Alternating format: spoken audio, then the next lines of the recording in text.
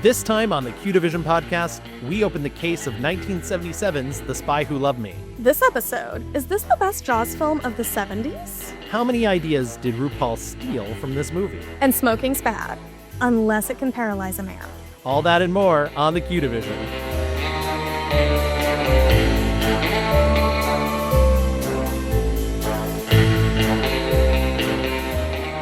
Hello, agents. Welcome to another episode of the Q Division. I'm Gavin, and I've seen all the James Bond movies. And I'm Chelsea, and I've seen 11 in a TV special.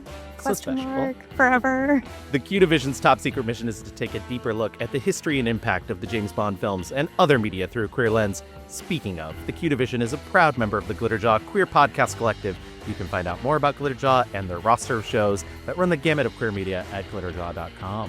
I'm very proud of you. You got through that with one take. I did, and also my voice has been bothering me, so I think I deserve some extra credit. I'm going to ask for accommodation from the Queen, and by that I mean Alaska Thunderbuck.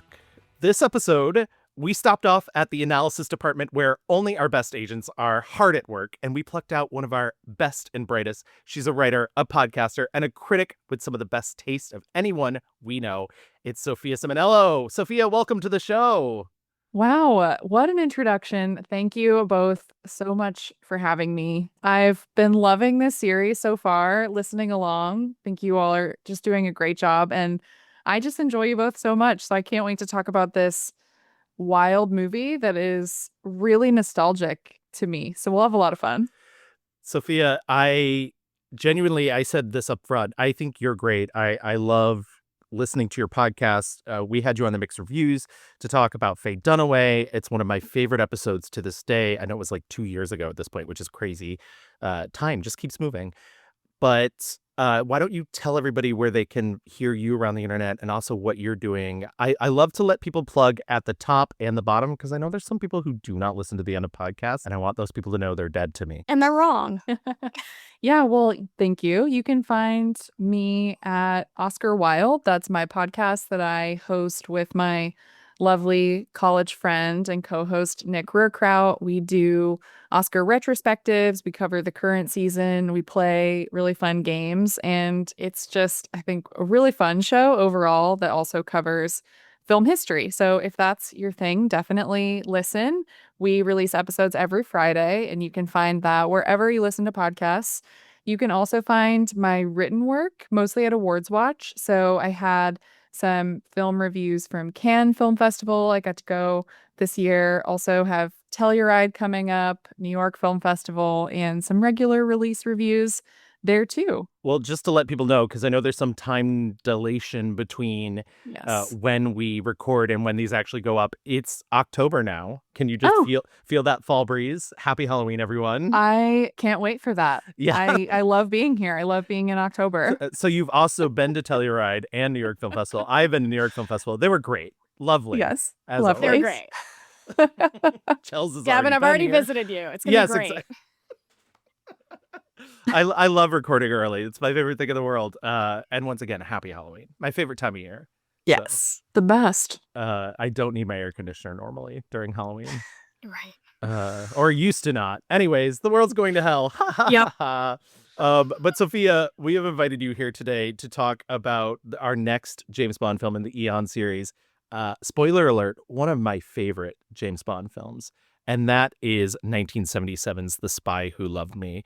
Sophia, what is your history with this movie? I'm just curious. I always like to ask our guests if they've had previous experience. We've had a lot of people on who've never seen a James Bond movie, which is always a fun, wild ride to like drop them right in the middle. But I know you've seen this one before. So I'm curious, where did your love affair or hate affair or however you feel about The Spy Who Loved Me start?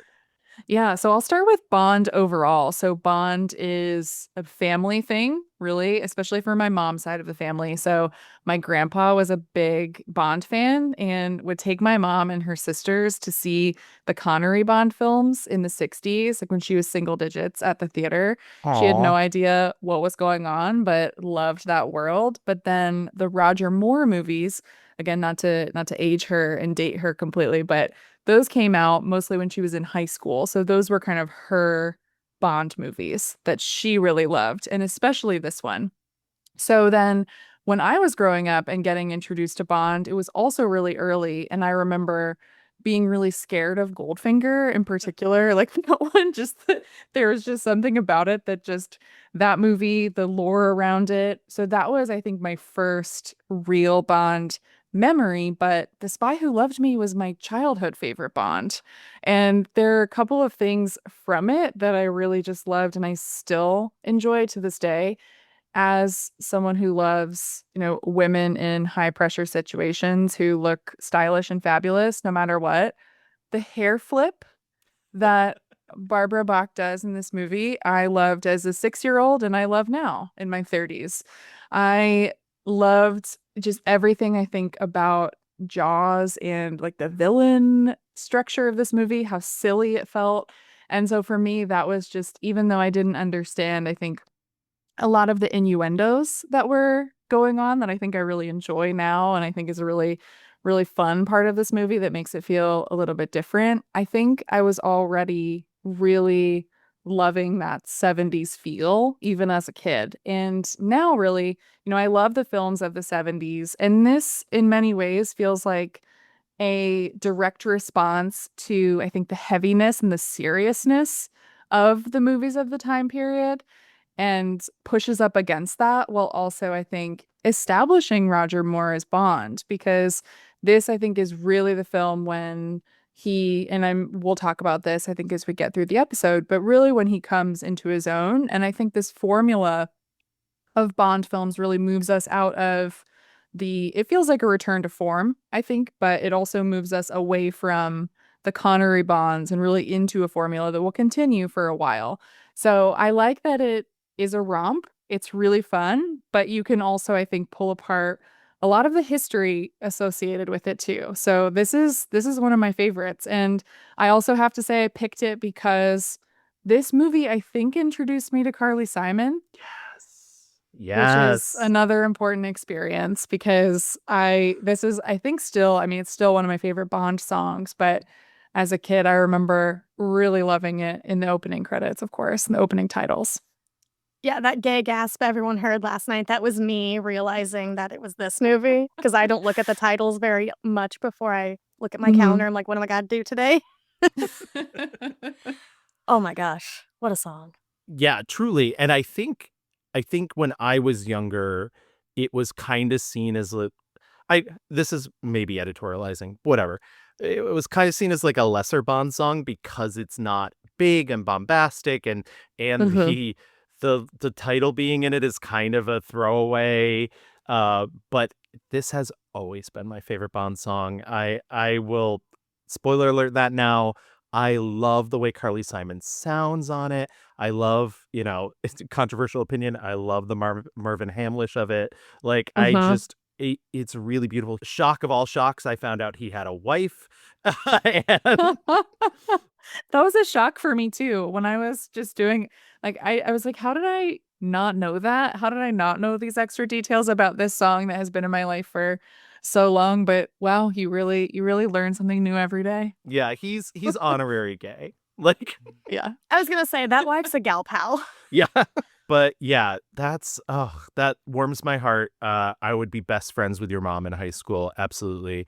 Because Roger Moore is my James Bond too. And I think you've said some really prescient stuff that we are actually going to talk about later. But like, this is truly, even though we've had 2 Roger Moore James Bond films, this is Roger Moore's first Bond film. Honestly, those were practice runs. They have their place, they have their history. Great Paul McCartney song and Wings for Live and Let Die, but this is really where we get the beginning of our love affair with Roger Moore. Chels, I do have to check in with you as a first-time Bond watcher. How are you feeling about The Spy Who Loved Me? Oh my gosh. Like, is this my favorite one so far? I think it is. It was hot. The music immediately grabbed me. Roger Moore. I think I'm in love with another man. This never happens, everyone. There's only like 4 of them. I guess there's 5 now. I love him. Oh, but no, this was fun. They fight a shark. They do. It's so goofy. I think a key word in what you just said too is it is hot, and there's been a billion and one articles right now that we're sort of in a glut of sexless superheroes. And I was so happy. Obviously, once again, October, so it's probably out on video now, but I just saw Superman. And there was a passionate kiss in it. I was like, good enough, I guess. If we're going to get these crumbs, it might as well be this. Two pretty people kissed, and they Yeah. probably just held their faces in one spot. Well, this one looked like there was some movement. So I was like, Wow. oh, okay. Yeah, I know. Okay, Yeah, we'll take a little movement. That's Yeah. fine. Exactly. But this movie is hot. He has chemistry with Barbara Bach, and I think she's really good. And it's one of those sad truths that the Bond woman rarely leaves the Bond film. Either she doesn't make it out or you just never see her again. And this one, every time I finish this movie, I'm always a little bummed that we never see Agent XXX again, because she's great. And I like that we'll get into it, but I think that there's areas where she's very much like Bond, where she's like maybe not the best at her job. And I think that's fair, because we've painted Bond over the last 10 films as not being great at his job. It's okay that she's not. It doesn't feel as sexist as I worry it could be. Mm-hmm. Anyways, I digress. Let's get into some of the background. I did read the book for this. The Spy Who Loved Me is the 9th novel in Ian Fleming's James Bond series, published April 16th, 1962. It's one of the largest experiments Fleming ever did in his life in terms of writing, and specifically in the Bond series. He wrote the novel from the first-person perspective of Vivian Michel, a Canadian woman who has had a chance encounter with Bond in the last third of the novel, when he saves her from two hired thugs named Slugsy and the steel-jawed Horror, who were tasked with burning down the motel that she's been left in charge of in Lake George, New York. Throughout the novel, we find out about Michelle's life and tragic background in terms of lovers. Her first love sleeps with her and then abandons her immediately. Her second, a cold German man, convinces her to have an abortion, before almost ending up as a sexual assault victim from the two thugs. After their defeat, Bond beds her and quietly abandons her, leaving the police, who he has sent, to warn her about falling for men like Bond, because they are just as bad as these criminals. The book was not a success, leaving Fleming to return to his more traditional writing style for the novels, and having him write a foreword to which he claims Viv herself was co-author of the novel, after receiving a letter from her, this is all in quotes, guys, detailing the events of the novel. There's no such real Viv. What? Yeah, liar. You're a liar, Dina. Also, upon selling the film rights to the books to Harry Saltzman and Albert R. Broccoli, it was stipulated that for this novel, they could use the title alone and nothing of the plot. Fleming later said about The Spy Who Loved Me that, quote, the experiment has obviously gone very much awry, and ordered that the book not be issued in paperback, something that was true in the UK until he died, when it immediately became a bestseller. I just have a little more on the book. I'm so sorry I have so much of the book, but this is all fascinating to me, especially that Fleming was such a turd, and I mean that He was sucks. Yeah. that he was like, I wrote this one book as a woman, and it did not live up to my standards in terms of money making. Not even talking about the artistic ability, because I don't think it's anyways. I've read the book too, so I'm happy to. Oh, wow. Yeah, no, This I makes know. me You so know, happy. I love doing my research and. Yeah. It's a short book. It's very Mhm. breezy. Yeah. Chel's, if there was one I would recommend reading, I would almost recommend this one. Because it's And- the shortest. Yeah. In terms of my opinion, I think it's actually one of Fleming's stronger novels. Viv represents one of his most three-dimensional women, presented for the most part as a strong and capable person who would rather go fishing and camp than that of what it was considered classically feminine at the time. The pulpy nature of the book also makes it a breeze to read. Make no mistake, it's much more noir tinged than it is a spy novel, and there isn't really a central antagonist. It's more of a crime Bond stumbles into. It's also the most sexual Bond book, and Fleming's depiction of consensual sex is delivered in an adult and frank manner, and not like some horny teenage boy that is so often coming out of certain popular fantasy series turned long-running HBO franchise. That I tried reading those books when Game of Thrones came out, and I was like, no, George R. Martin. That franchise is not my business, is all I can say. But also know that this is full of Fleming's conservative politics and backwards thinking, especially when he writes in the voice of Viv that, quote, all women love semi-rape. They love to be taken, end quote. He sounds like a senator from Missouri. Oh, God. Oh, no. Correct.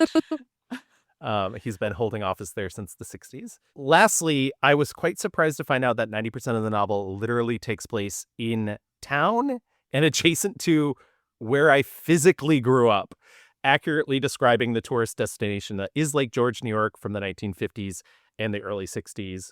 Honestly, when I was reading his depiction of Lake George, when he was talking about Gaslight Village, when he was talking about Action Park, not the Action Park from New Jersey the documentary is about, but Action Park that was what I think that's what Gaslight Village became. He talked about Storytown, USA, which became the Great Escape, which is now Six Flags Great Escape. I grew up near all these places. I worked in Lake George for about a decade, and it's crazy that Lake George did not change from 1950 to 1990. It's wild. Yeah, Sophia, please tell me your impression of the book. I'm very curious. Well, the reason why I wanted to read it too was because in, doing research about the movie, in learning more about the movie and into the book, I was so struck by this idea that this film really is an original script when you think about it compared to other Bond films. So I wanted to read it, and I really like the experimental style of the novel and the Viv character. And I wish that they didn't abandon this perspective across the films, because I think it would be a really cool thing to explore.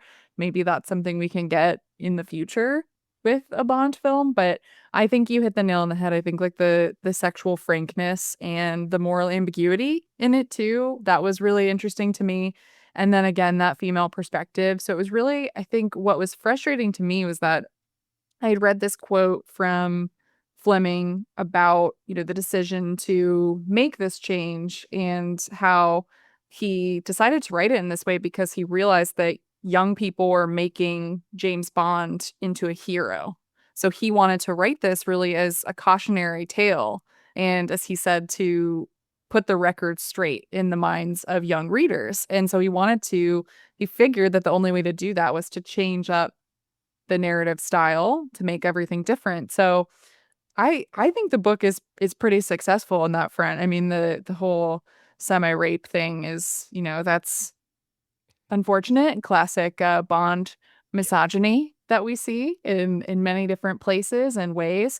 But I think for him to then just abandon that because it wasn't successful commercially is frustrating, because I think it's a good idea and I like the execution of it. And I enjoy that Viv is such a different Bond woman, really. Right. It is frustrating that he abandoned it because of the financial, specifically, because I think a good writer does experiment. I think a good writer is interested in trying and pushing the envelope and finding out what works and what doesn't work.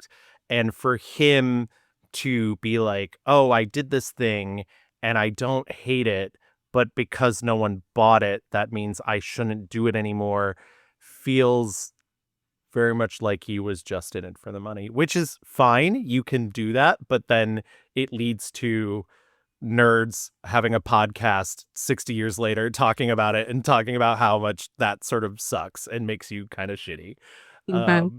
But yeah, I agree. I would love, so these novels, I have no idea about their status, and this is maybe something I should look up before next episode. In terms of public domain in Britain or the UK, I know they are not in the public domain in the US, but they are in the public domain in Canada, and they've been there for a decade or so. And I need somebody to make a book accurate adaptation of this novel in Canada. Well, you know which director is Canadian? I know, exactly. Sir Villeneuve. Yeah. Well, that's the other thing. Like, I know, speaking of being only in it for the money, Amazon's whole bag is going to be, is this financial, like, does this pay off for us and whatnot? But it's a high time that I think the more interesting thing they could do would be experiment and do, like, do a smaller Bond film like don't give me like a series about one of the minor characters. Like, just do an accurate adaptation of this novel as a film. See, Gavin, you say that, but as you were describing this novel, I'm like, honestly, this sounds like a prime miniseries stuck with the female point of view, and then James Bond kind of swoops in. Yeah. Do you think they Episode will 8. hoodwink Brian Cox into this as well? Will they Garfield him? Brian Cox as Vivian Michelle. Yes, he could do it. Real quick before we move into production, I do want to say, I think it's also, when you read the novel and you think about that quote, the like all women love semi-rape, that nonsense, I think it's easier to parse it as this is something this specific character genuinely believes. And I think it's because she's had such a shitty time with the men. Like, she is not men a good man. And that includes James Bond. And I like that the very end of the novel kind of leaves her driving away from the situation, still thinking about Bond, even after this policeman's like, hey, this was a bad guy and you don't want to get involved with men like this. And I think that it reveals a lot specifically of her psychological frame of reference. I've talked before on this show about how Fleming's not super interested in psychology, and I think that's what's very surprising about this specific novel, is that it is, when it comes to writing a woman, he felt that he, as surface level and as base as it is, needed to understand her psychologically more so than he ever does with James Bond. And to me, that's a little fascinating and also makes for a better read. Yeah. I think it goes along with what Fleming was saying about this being a cautionary tale about Bond too. If that's her experience with men and her understanding of her past, and if Bond aligns with that, I think it paints him to be cruel, really, and it criticizes his views of women. So I think it's interesting if you parse it out a bit and really think about it. Absolutely. All right. Now we're going to move into production, which is a whole other bag of cats. So when we last left our intrepid hero, Bond was on the brink of film extinction. The Man with the Golden Gun underperformed at the box office and was savaged by critics. Harry Saltzman had also left, selling his half of the rights to the Bond franchise to United Artists. However, that's only half the story. You weren't watching Untucked. Saltzman attempted a hostile takeover of the film company Technicolor, and Albert R. Broccoli had refused to allow Saltzman to use funds from Donjock, the holding company that they had created to keep the Bond film rights. Saltzman then countered and kept the company from producing a new Bond film until after the matter was settled. But there's a problem there. Part of their contract with United Artists said they owed the film studio a Bond movie every 18 months, or else they would get the rights to the franchise. Broccoli didn't want a studio to have any more control than they already did, and so he attempted to smooth the situation over until Saltzman decided to sell his shares outright to United Artists themselves. Still, Broccoli gave in when Columbia Pictures counteroffered, and Broccoli decided it was better to stay with United Artists, who had been responsible for the previous Eon Bond films. The films were now fully a Broccoli and UA co-production. It was hostility, litigious hostility. The company did go into a sort of liquidation, a hiatus, and it could not actually produce the James Bond film. And after much, much ado, we won. Harry unfortunately lost his shares and therefore was out of the company. So Cubby became the de facto representative of the company. The United Artists bought Harry out. It's the only way Harry could get out. UA became Cubby's partner. Once Harry sold to UA, the fate of Bond was tied to the fate of the studio. When it was signed, about 4 o'clock in the morning, there was certainly no celebration. It was very sad. Altogether, the saga caused a 3-year gap between Bond movies, the longest gap between Bond movies at that time. They needed time for Roger Moore to get hotter somehow. There it is. Starting the rumor here. Honestly, he's 50 now, and he looks great. So he's got that soap opera body from like 20 some odd years ago that is perfect. That is what That's the it. ideal man should be, not whatever Chris Evans is doing these days. And that body only existed in this time period. Yes. I think Mhm. it's a specific thing to the 70s. Mm-hmm. Honestly, this is why I like doing the. No offense to any man we've had on this podcast. This is why I like doing the show with women. You're correct. You're both correct. Sorry, men, you're fired. You're fired, men. With that, the search for a new director was on. Guy Hamilton was out as he was off to direct Superman. Spoiler alert, he didn't, Richard Donner did. A young filmmaker whose latest film, Jaws, was about to be a big hit offered his services, but Broccoli turned Steven Spielberg down based on stories of the troubled production of his Little Shark movie, and instead rehired Lewis Gilbert, who had directed You Only Live Twice. I love that fact. Also, this is not the last time you'll hear of Steven Spielberg and James Bond. Well, I tried to make a Bond movie about 30 years ago. Actually had a meeting with Cubby Broccoli, but he said I wasn't ready. So 10 years after that, I became his chief competitor and began making his arch rival into a hero, Indiana Jones. I will say, in the producer's defense, if any producer looked at the behind-the-scenes filming history of Jaws and saw what a clusterfuck that was, they'd be like, we cannot put this man in charge of any sort of money. He seems bad with money. And you know what? He still kind of is now. Yeah, but no one cares. That's the Yeah. I mean, we did a Spielberg episode on the Mixed Reviews, and we brought up how he didn't even show up to the last day of filming of Jaws because he was so hated. He thought that they were going to do something bad to him. So Yeah.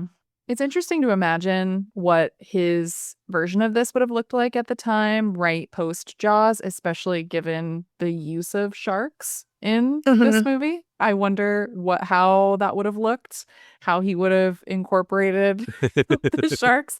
There's just a fantastic moment that I'm sure we'll get to near the end that makes me laugh every single time. So hard. And I don't know if he has that sense of humor at this time. the alt history we're writing in which Spielberg just becomes the shark guy, only makes shark movies, never achieves the status he has, just out there like making like Seagull Attack Shark Beach 5 right now. Like, amazing. I would watch that. Because of Fleming's rule about not being able to adapt the plot of the novel, Ian Fleming's acknowledgement was moved from the front of the title to the character credit of James Bond 007 after Roger Moore's name for the first time. This will change again for Moonraker and back again after that. Broccoli was also out for new blood in the scripting department and commissioned several scripts from writers such as Sterling Siliphant, Ronald Hardy, Anthony Burgess, Cary Bates, Derek Marlowe, and John Landis. Boo, John Landis. Boo. Boo. In total, 12 different writers worked on 15 drafts of the script. Several of those plots had been revealed over the years, but we don't have time to go into each of these. I mean, they're wild. The John Landis one had something to do with trying to assassinate the Pope. It's crazy. That man has enough death on his hands. Yeah, thank you. In the end, though, Broccoli was back to the Richard Maibaum well. Maibaum tried to incorporate all the ideas of the commission scripts, crafting a plot about terrorists, taking out Blofeld and Spectre, and using nukes to take out the oil supply. But Broccoli thought the plot was far too political. Gilbert suggested they bring on writer Christopher Wood to rewrite the draft. He also felt that Bond should be closer to Fleming's characterization and not Connery's, having Wood make Bond, quote, very English, very smooth, with a good sense of humor. I discussed this with Cubby before I went on the film, and I said to him, one of the mistakes that they're making with the Roger films was that they were trying to turn him into Sean Connery. They should try and make him more towards the book of James Bond, very English, very smooth, very good sense of humour. He also had him create Jaws, a henchman with a set of metal teeth, in an allusion to the novel, but not a direct adaptation of the character named Horror. Tom Mankiewicz also claims to have done major uncredited rewrites of the script. I think Tom Mankiewicz is just trying to keep his name. Yeah. I was going to say, this doesn't feel like this kind of Manx script. No. It does feel closer to, even though, once again, Moore's Bond is very different than Connery, and this is, I think, really shows that it does feel closer to like the Goldfinger type, that sort of sense of humor, and not the, you know. It was a good movie. However, a name from the past began poking around as Kevin McClory's 10-year moratorium on creating a new version of Thunderball had expired. McClory began to plan his own rival Bond film, and upon hearing Broccoli intended to use Spectre, threatened legal action. Broccoli, hoping to avoid any more delays to the movie, had any reference to Blofeld and Spectre removed from the script. The following year, McClory would be granted full rights to Blofeld and Spectre, and we will pick up on his particular story in a later episode. That's right, Chelsea, you are not done with Kevin McClory. I was going to say, this man is haunting this franchise.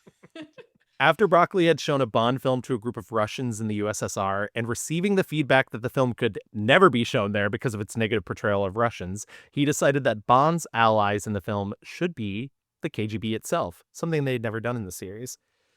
In terms of production, Ken Adam finally returned as production designer for the first time since Diamonds Are Forever, thank God, with Peter Lamont returning as well. Peter Lamont, author of the book that Chels bought me. Thank you so much. The Man with the Golden Eye. I love it. Yeah. However, they still needed a studio big enough for the set of Stromberg's supertanker. So Pinewood Studios built an entire new soundstage called the 007 stage, which costs about $1.8 million to build. Eon also paid for the giant water tank that would be constructed there. Famous French cinematographer Claude Renoir, nephew of director Joseph Renoir, was brought in to lens the film, but when he found out the new soundstage was too massive to light, especially with his eyes beginning to fail him, Ken Adam claims that they were secretly able to bring in Stanley Kubrick to consult on the lighting. Claude, of course, was the grandson of Renoir the painter. He was one of the great cameramen of the world. I mean, Bardot wouldn't do a picture without him. What I didn't know is that Claude was having some trouble with his eyesight. Since the dimensions were enormous, I wanted to get another opinion in on how to use my practicals and whether to improve on them and so on. For that second opinion, Ken Adam turns to legendary filmmaker Stanley Kubrick. He said, I must be mad. You know, nobody must know. Stanley would have done it in an extremely low-key, I'm not here kind of a way. I will guarantee that nobody will ever know that you came. And I talked him into it. He did do that and helped enormously. Stanley came and spent 3 or 4 hours with me on that set. It was a very difficult set to light, not only because of the vastness, but because of all the shiny surfaces. This makes sense considering Ken Adams and the Barry Lyndon of it all. Yes. Mm-hmm. Well, in Kubrick, I feel like he lives at Pinewood Studios in my mind. Yes. He's still there, actually. He's like a He fixture. did not actually die. He didn't die. He's the Phantom of Pinewood Studios. Like, leave box 5 open for me and I will light everything. I put in specifically Ken Adam because I think if this ever proves to not be true, which I think it is true, he is the main source of this, but he's not the only person I've ever heard mention that. Like, I've been telling the stupid Kubrick story since I was a teenager. So it's because The Spy Who Loved Me was my favorite when I was a kid in my VHS box set. And I always be like, Stanley Kubrick did the lighting in the tanker scene, guys. Like, so yeah, I believe it's a fact, but I'm going to credit to him and, just in case his ghost is litigious. Because the insurance was far too high for an actual tanker, even when Shell offered the film the use of one, it was decided to make the tanker a miniature, which was still 63 feet long, so barely a miniature. Adam also decided his previous sets were too angular and decided this time around the villain would have curved and dome structures for his base and office. The film itself was shot in London, Sardinia, Egypt, Scotland, Okinawa, Japan, Switzerland, and the Northwest Territories of Canada, which I think feels like a nod to the novel. I love the rounded nature of the archways, and that, like, I think it actually does add a startling new look to Ken Adams' set specifically, which is cool that you can watch somebody take a note, Fleming, watch somebody late in their career decide to like change things up, experiment and see a new style for them. It also reminded me of the Star Wars that came out this very year. Like, so it must have been something in vogue. Oh, just you wait, Chels. It's a Star War. Hearing that Eon was looking for cars for the latest Bond adventure, Don McLaughlin, love this man, what a genius, who was the head of public relations at Lotus Cars, drove a prototype Lotus E-Spirit with all the Lotus branding taped over and left it parked outside the Eon office at Pinewood Studios. When Eon Productions noticed the car, they decided to borrow it and the other prototype for the film. In order to create the illusion that it could turn into a submarine, they had to create 7 models based off the car, one for each step of the transformation. One model, designed by marine engineer Alex Learn, was actually a full mobile submarine they named the Wet Nelly, though you still have to wear a wetsuit and a rebreather while inside it. However, when they felt the look of it traveling underwater wasn't dramatic enough, divers hidden in the sub were added to dispense Alka-Seltzer tablets in the water out the back to make it look like the sub was creating excess bubbles.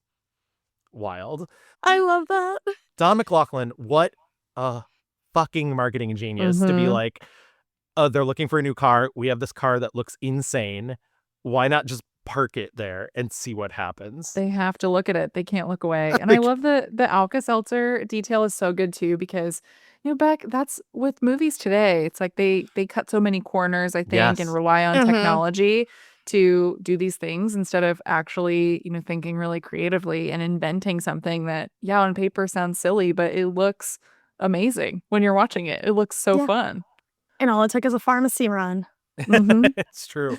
I added this extra note. I feel bad even invoking his name on this podcast, but he is a real life supervillain, so might as well.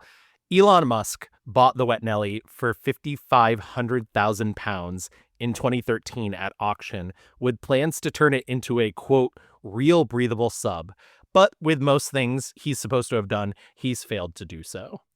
Here's the thing, Elon, don't give up. Why don't you just go test it out, see what happens? Just go for it. You don't need a rebreather. You don't need the wetsuit. Just try it out. You don't need Do it. Alka-Seltzer. Just go for it. I agree. I agree with all these things. The one problem with the car seemed that supposedly it handled too well, and that's not exciting on camera. So production turned to Lotus employee Roger Becker, who was able to make the car thrash and skid around corners. After a demonstration, they hired him as the stunt driver for the rest of the film. Can you imagine going to work at your car company as like whatever job you do, like a test driver, whatever, and then like calling your wife or husband, I don't know about this guy, I don't know who was at home for him, and being like, oh yeah, like I went to the office today and now I'm the stunt driver for James Bond. I could do it. That could be me.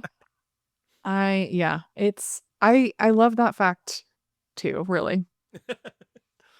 John Glenn, who had previously second unit directed and edited for On Her Majesty's Secret Service, directed the famous pre-credit sequence, also bringing back OHMS's skier and camera operator Willie Bogner to shoot the sequence while stuntman Rick Sylvester completed the massive parachute jump. Sylvester was the inspiration for the stunt, as it was a recreation of a Canadian Club whiskey ad that he had done for print. The print ad was faked, however, though he promised he could do it for real. For this stunt alone, he was paid $30,000, with the stunt itself costing about $500,000 altogether, making it the most expensive film stunt at the time. The Union Jack at the parachute is often cited as when Bond moved from being seen as a character who happened to just be British to specifically a British icon. They're famous stories. I think it's in my notes later, but I'll tell it now. Famous stories that when they premiered this, people stood up and clapped, including Prince Charles, when the Union Jack flew out from his parachute pack. He is dorky enough to do that. Yeah, it feels right. And I believe it too, because it's like they don't have any music before the parachute. Like we just have that silent moment and then the music cues up right as you see the Union Jack. It feels very British pride. Yes. The pre-title sequence on Spy Who Loved Me was a metaphor for what Cubby was doing at the time. Here you have James Bond on his own, skiing off the edge of a cliff, going into the abyss, looking as if he's not going to make it. It's a real symbol of Cubby's determination. Now, there was one problem. The master shot, the camera and the helicopter, they missed me. But there was one camera angle that took him all the way off and zoomed in and followed him all the way down. And it was one take and uncut, just one camera. Christopher Wood came up with what I think was the masterstroke, which when the parachute opened, there was the Union Jack, which always brought the house down. All over the world, whenever I saw the movie, instead of people howling and throwing stones at the Union Jack, they were bursting into a spontaneous applause, which was kind of satisfactory. I feel like that's a direct reaction when in our last episode, Sophia, which I know you've not heard, we talked a lot about the slide whistle inclusion in The Man with the Golden Gun, which sort of tamps down the excitement of that amazing corkscrew car stunt. It feels like they learned their lesson in that. They were like, let that man fall in silence for so long. Yeah, it's very good. Drama. I do love that this is where my Letterboxd review came in, that like future Tom Cruise is like, eat shit, man. In terms of casting, supposedly Catherine Deneuve wanted the female lead this time and was willing to lower her rate from $400,000 to $250,000, but Broccoli wouldn't pay above $80,000. Very, very Broccoli. Sounds right.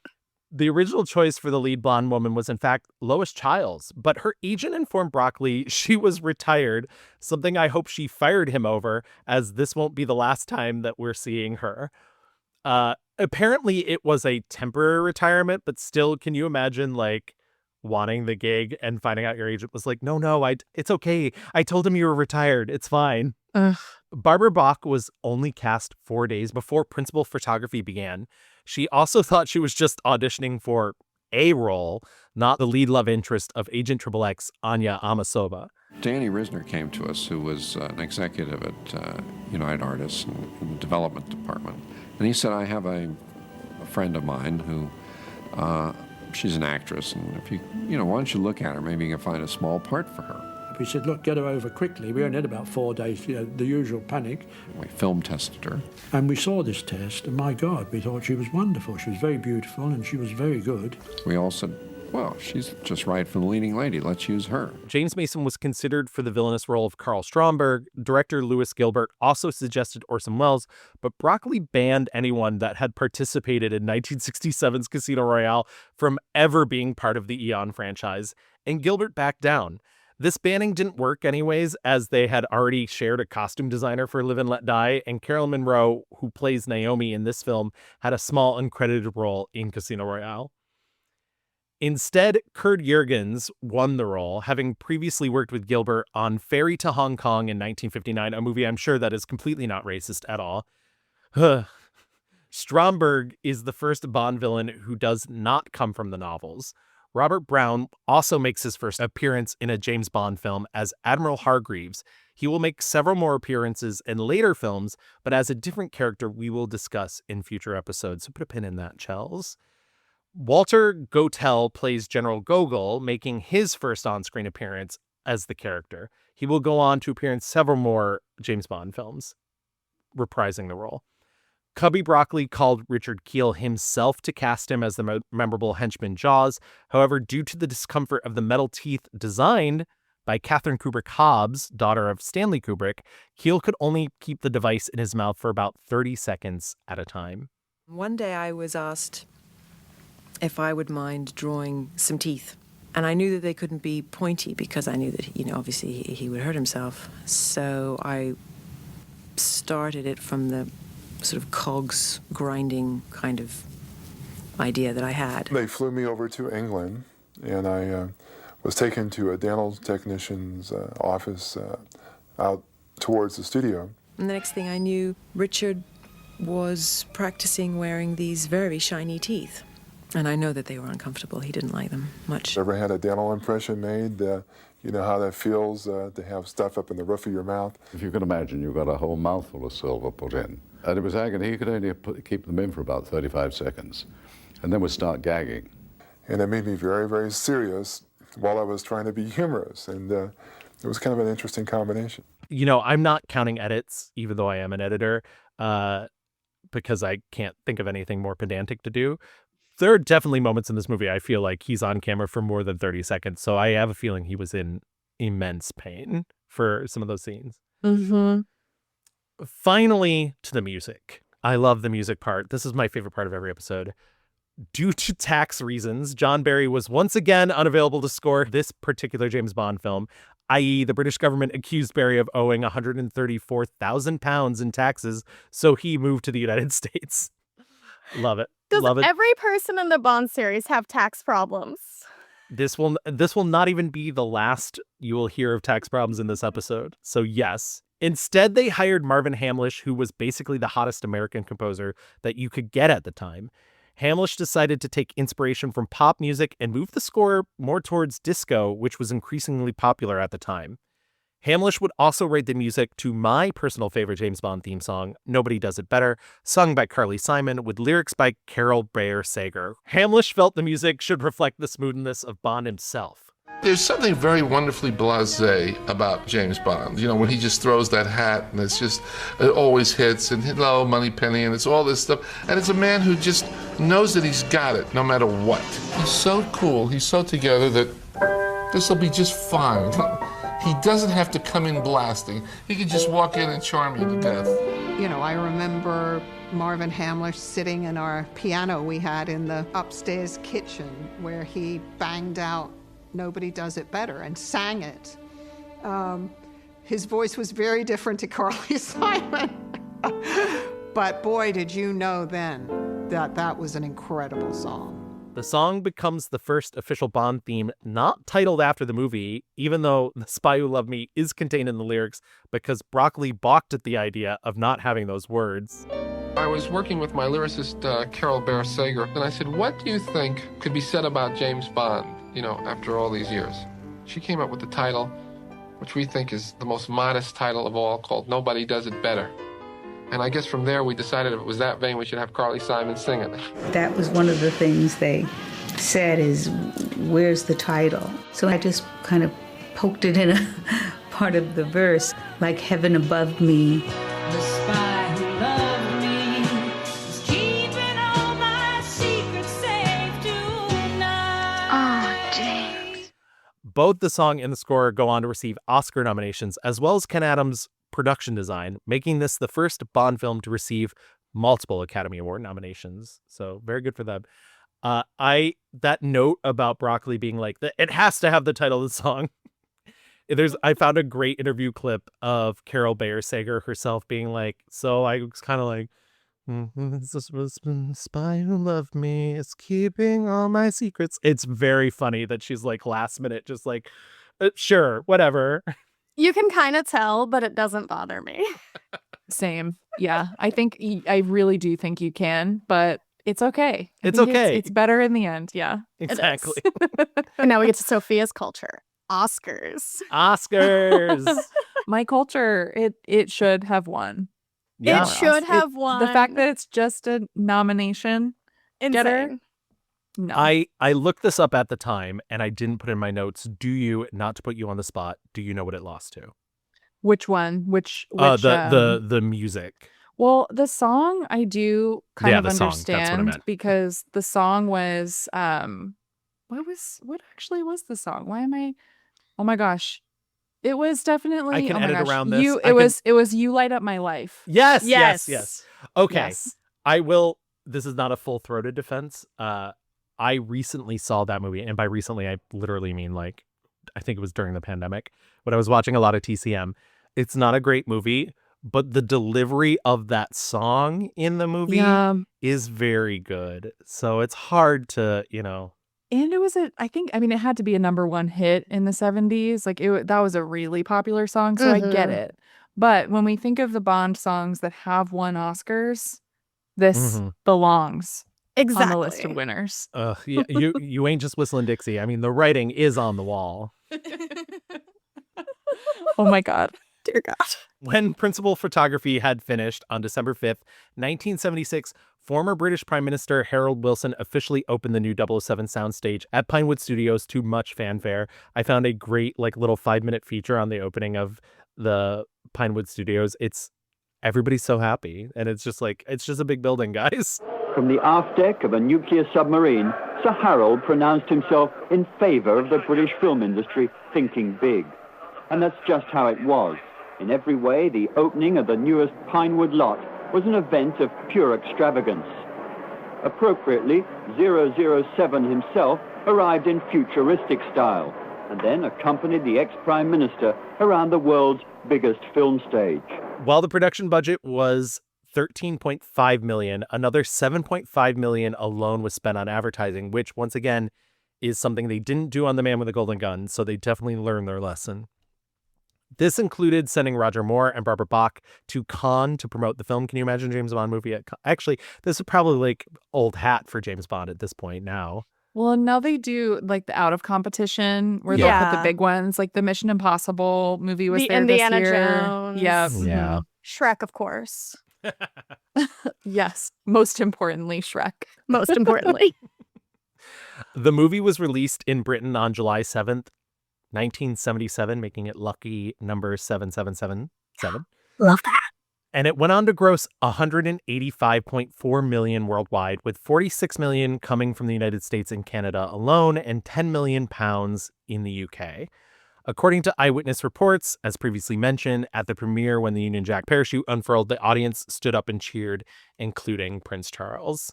Reviews at the time were once again quite critical, finding the film formulaic and far too long, though almost all reviews pointed out the showstopper that is the pre-credit sequence.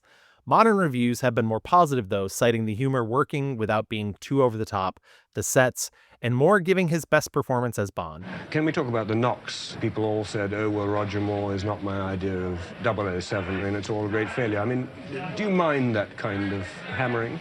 It is always nice to get a good notice. You do like a good notice, yeah? Well, of course you do, but you don't take any notice if they're bad. And so by the same token, I shouldn't take any notice of the good ones. Yes. Not that there are many, but still. You're very self-deprecating about your acting. Is that defensive? Yes, it's defensive. I always try to say it before anybody else does. But if you didn't say it, perhaps nobody else would. I never thought of that. Maybe I started the wrong way. Moore also considered this his favorite of his Bond movies before he died, his second favorite being For Your Eyes Only. I get it. Yeah. Mhm. There was so much writing, just like as a kind of conclusion capper before we move into the plot of the movie. There was so much writing on this movie's success, and it seems sort of silly in hindsight because we're 45 years on from this movie, basically.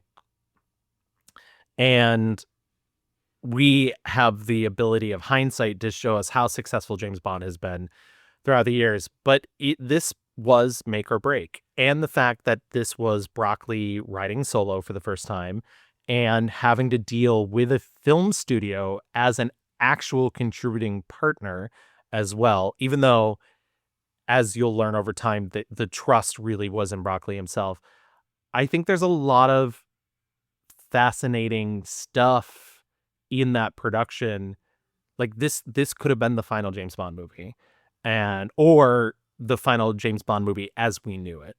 And so I don't know. I think the success of this movie ends up being such an interesting story because I think one of the things that Eon is very good at is when their back is pushed against the wall, they're willing to adapt and try new things. And I think it's sort of the anti-story to what Fleming experienced with the novel. So I do think it's really funny that like you have this bad experience that Fleming had with the novel because he tried something different, and then the film's trying something different and it being a great success for them. So I think that's fascinating. Thoughts? I could be completely wrong. No, I love that. I just did the math.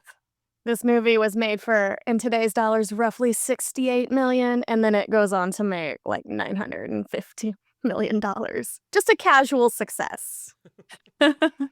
Well, I think what's so cool about it is when you're going through all of those production facts, when we're, listening, like Davin, as you were going through all of those different aspects from the screenplay to the music to, having Roger Moore again after The Man with the Golden Gun failed so badly, right? On paper, that all spells doom. Like so many things could go wrong.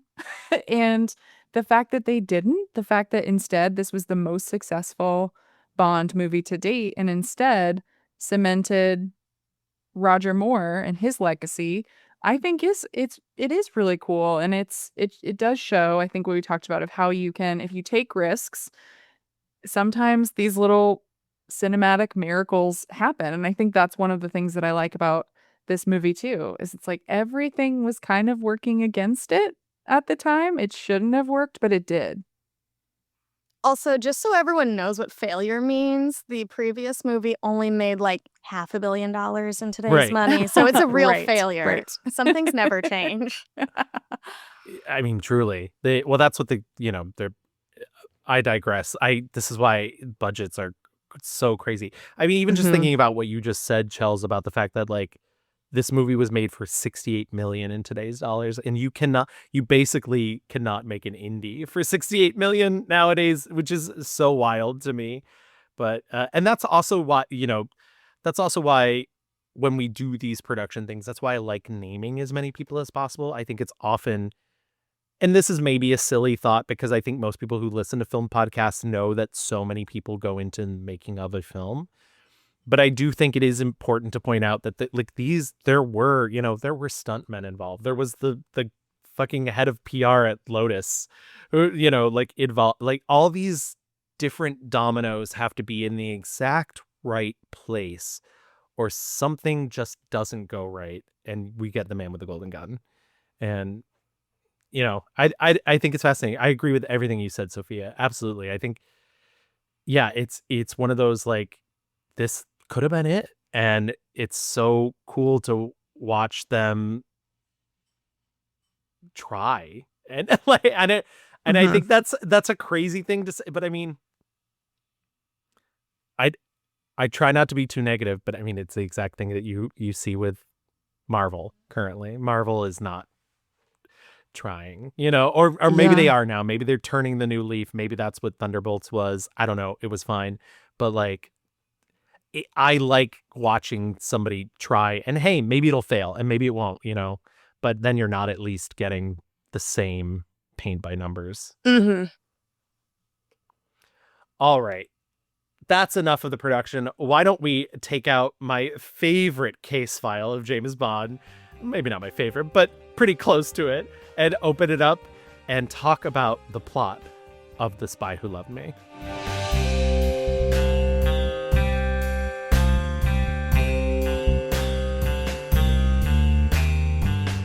Marvin Hamlish's take on the Monty Norman Bond theme kicks in a very classic surf rock arrangement.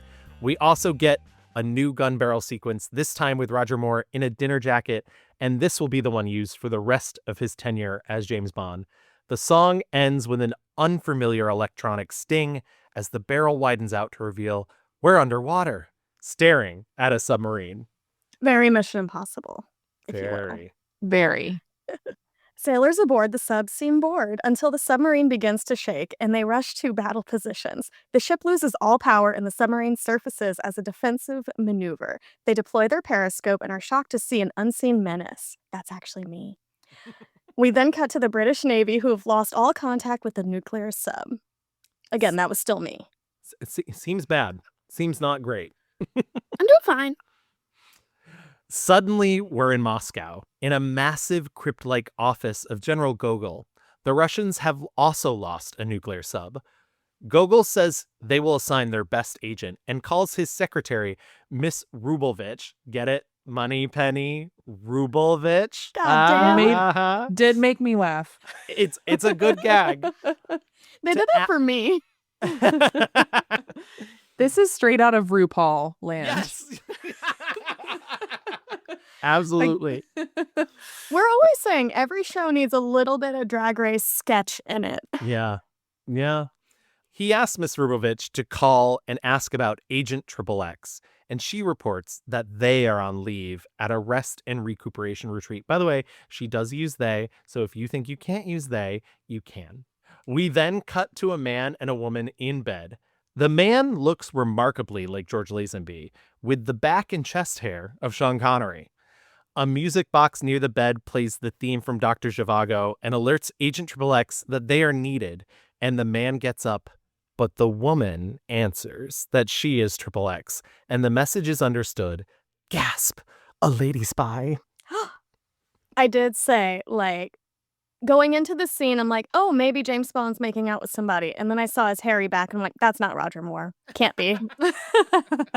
It is. I like that it is just like a composite Bond. It's like, Yes. let's put all of the Bonds together into this one mystery man who, wait, is not Agent Triple X. So hot, though. Back at M's office, M asks Moneypenny to contact 007 and ask... Sorry, the pull-out joke got me. It got me too. It's good. M asks Moneypenny to contact 007 and ask him to pull out of his mission in Austria immediately. In Austria, Bond is seducing a woman on a bearskin rug in front of a fire in a cabin when his watch prints out a ticker telling him to report to headquarters. Sorry, Yeah. it's such a good pull-out joke. As he dresses, men approach the cabin. When he leaves, the woman immediately reports to the men that he is descending the mountain where they were having their lovers' retreat. Bond starts his descent on skis, and the men give chase. Things are looking dangerous as the men open fire, and Bond is pursued by both of them, and Hamlish's pulsating disco beats. This is, like, really good. He really is pursued. They Like, were going for him. It's so good. Like, Tom Cruise, eat your heart out. And the yellow ski suit. yes. Oh my gosh. It's a perfect detail. Just that bright yellow against the snow. Oh. I didn't mention this in production because we've kind of been saving it for the end in the Roger Moore era. There is no credited costume designer. It's wild. Anyways, we'll get to it. We will. Bond does get one shot off as his ski pole contains a rocket flare killing a... Sorry, a rocket flare ski pole is exactly what RuPaul would do. Exactly. But it kills Agent Sergei Barsov, the man who was just in bed with Agent Triple X. Finally coming up to the end of the cliff, it looks like it's curtains for our favorite secret agent as Bond skis right off, losing his skis in the process. All is silent, but then his parachute opens with a giant Union Jack printed on it as the Monty Norman Bond theme kicks in again. Once again, Tom Cruise watched this movie and took it seriously. He watched this movie and was like, we're gonna open Mission Impossible 2 with me free climbing. That's what's gonna happen. He saw this and he's wanted to fall ever since. It's so smart to just take the air out. I mentioned this in our On Her Majesty's Secret Service episode. I got to see that at the Museum of the Moving Image not too long ago. And there's a bit where George Lazenby pushes another guy off a mountain and you watch him fall for so long. And seeing it on the big screen, like it was almost like the theater just drew the air out of the entire like it was just you could hear everybody holding their breath. And I feel the same way watching this because that stunt, it's so spectacular. And I get how dangerous it is, but it is one of those things where like you love to see it. You really do. It's that magical movie making thing. Like when it works, it works. And the fact that it comes, I think, after the silliness and the way that this opening is shot as they're, navigating the ski slopes, going down the camera work.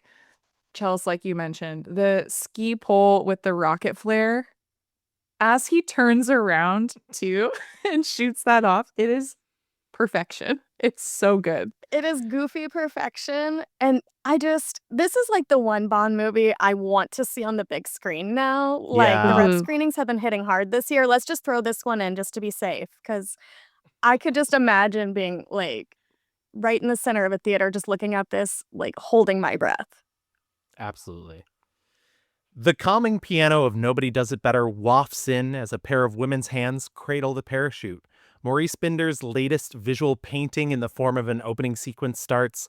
The title includes Bond, Roger Moore himself as well as a stand-in, jumping in and out of frame on a trampoline, naked women in fur hats, the British and the USSR flags, women doing gymnastics, guns, and cartwheels. My personal favorite moment is Moore toppling a row of naked women in generals' hats holding rifles. And my one big complaint is that it's a shortened version of the theme. Oh, you just know RuPaul was on drugs and had this exact same dream. Yes. It is It's this movie, though. I think that probably is one of the reasons why I picked it too, and probably why I know you both love drag and Drag Race, but this just, it does feel like it had an impression on Rue at a young age, and little bits of it were carried throughout. Listen, we've seen about 10 Maury Spinner. Well, not all, because some of them were Robert Brown John, to give him his credit. We've seen, in terms of these opening credits, this is the first one. This is one of the first ones that feels camp. It feels gay. It doesn't matter how many naked women are in it. And I think part of it is the inclusion of Moore himself, because James Bond is never in these opening credits, but like clearly Maury Spinner was like, no, bring the handsome man in. We're going to give him his moment. But it's also really funny because it's like Moore and then like not more when it's like men doing gymnastics and stuff. But yeah, I this opening sequence is one of the first that feels camp to me. They really understood the tone they were going for. That Yeah. Chelsea would love this in like 50 years. And it doesn't really let up throughout the film. It's perfect in that way that They commit. it really is just a commitment to that exact tone. Ugh. Back in Gogol's office, Agent XXX, also known as Major Anya Amasova, is told that she is... Sorry, this whole movie just makes me giggle with joy. She's told that she is to head to Egypt, tracking down a lead on the missing nuclear sub. She's also told that Agent Barsov was killed on a mission in the Austrian Alps. Honestly, do we think Maria killed him? That is my thing. Austrian Alps, do we think Maria was there? This is my other rumor. The hills are alive. The hills are alive. The hills are alive. Gogol gives his condolences and tells her that the British are responsible, and Anya vows revenge. Good for her. It's funny because the film relies on the tension of that plot, but I would say a good 60% of this movie does not give a shit about that plot. No. It feels like something we'll get back to. Yeah. She's got hair flips. She's got fierce looks. That's way more important. Bond meets with Q and other Navy agents, including Admiral Hargreaves and the Minister of Defense. They explain where their submarine disappeared and discovered that Russians have the capability to track their subs. Q posits with heat tracking technology. Bond is sent to Cairo to investigate a tip about that missing nuclear sub. That's our baby. That's Q. In a massive dining room, two scientists meet with a mysterious man in black. He congratulates them on the creation of their new tracking system and promises to wire them $10 million each. However, before letting them leave, he says a leak in the operation has sprung, and he asks his dinner guest, an innocent-looking blonde woman, to leave. Dear God, this is where it gets goofy again. However, as soon as she is out of the room, he hits a button. A painting of his lips in the elevator she has entered drops her into a shark tank being broadcast behind the painting. All the wild box air on the G-string plays. This is so goofy. Do you think this is where they got the Badonka Dunk Tank idea? Yes, 100%. Yeah. It has to be. Has to be. Can you imagine if like little fake sharks were swimming around in the Badonka Dunk tank? Honestly, I'm writing production to let them like CG those in right for the next season. It was you who betrayed me, the mystery man says. As she is eaten, he thanks the scientist and they leave nervously in the same elevator.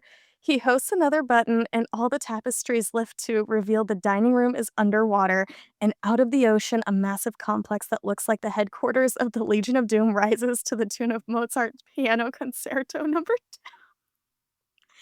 2. Okay, this is so goofy. I can't.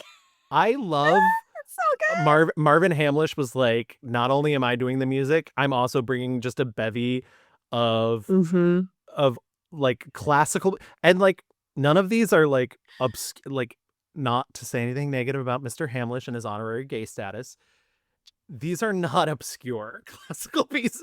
These are like well known. This is why I was able to name them, Chels, because I'm like, that's Mozart's Piano Concerto No. 2. It's not like he's being like, oh, I'm so deep divey. Like, I'm just... No, these are not deep cuts. James Gunn, eat shit is what's happening right now. The man's two henchmen, Sander and Jaws, enter the room, and the mystery man informs them to kill every person who comes in contact with the microfilm containing the information about their new tracking system. Jaws smiles, revealing stainless steel gear-like teeth. As a bonus, the mystery man blows up the helicopter carrying the scientists and cancels the funds transfer. Save money. Yeah, Gotta cut exactly. corners. Yeah. This is how Elon got rich. You want to you want to talk about camp. He's like, "Oh, by the way, they're dead too." Got like You think you're getting away, and they also, I love that little look between them as they smile and they're like, we did it. We did it. We're go team. Real quick, so this villain that's introduced, Kurt Jurgens, who we have not heard his name yet, really.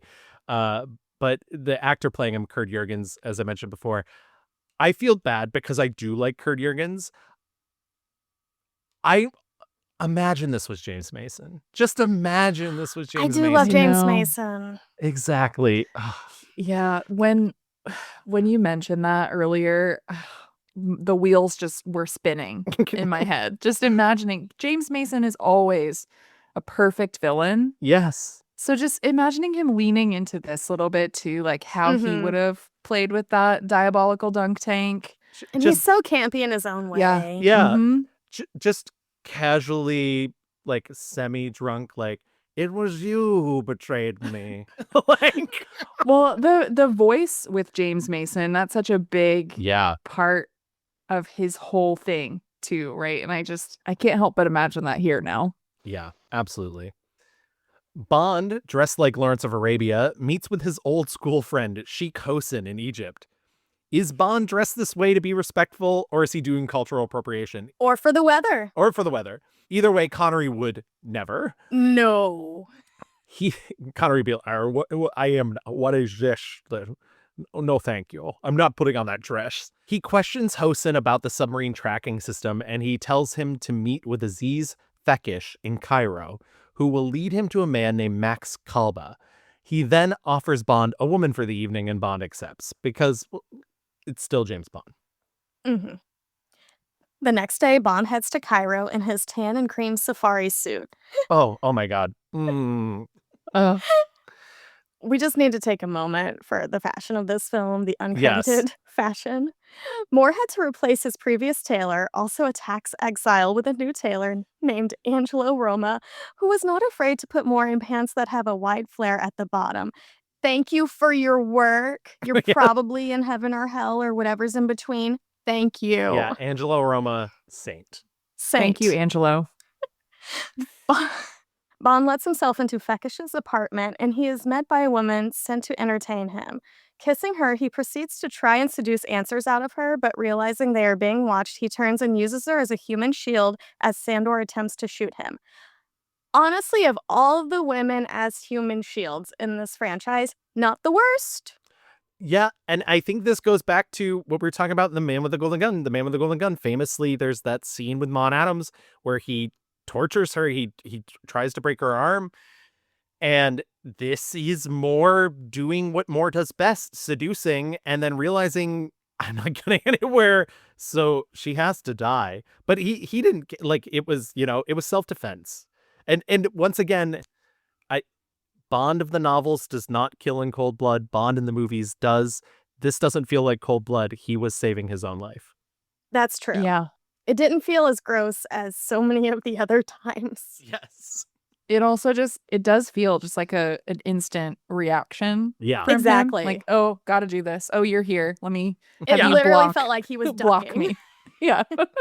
Bond gives chase, but Sandor surprises him on the roof. Bond attempts to wrestle him, but Sandor is too strong. Finally, Bond gets Sandor to the edge of the building, almost knocking him off. Sandor grabs Bond by the tie and tries to save himself as he slips further towards the edge. Bond asks, "Where's Fekish?" And when Sandor says pyramids, Bond snatches the tie away and lets Sandor fall to his death. Where's Fekish? Where's Fekish? Pyramids!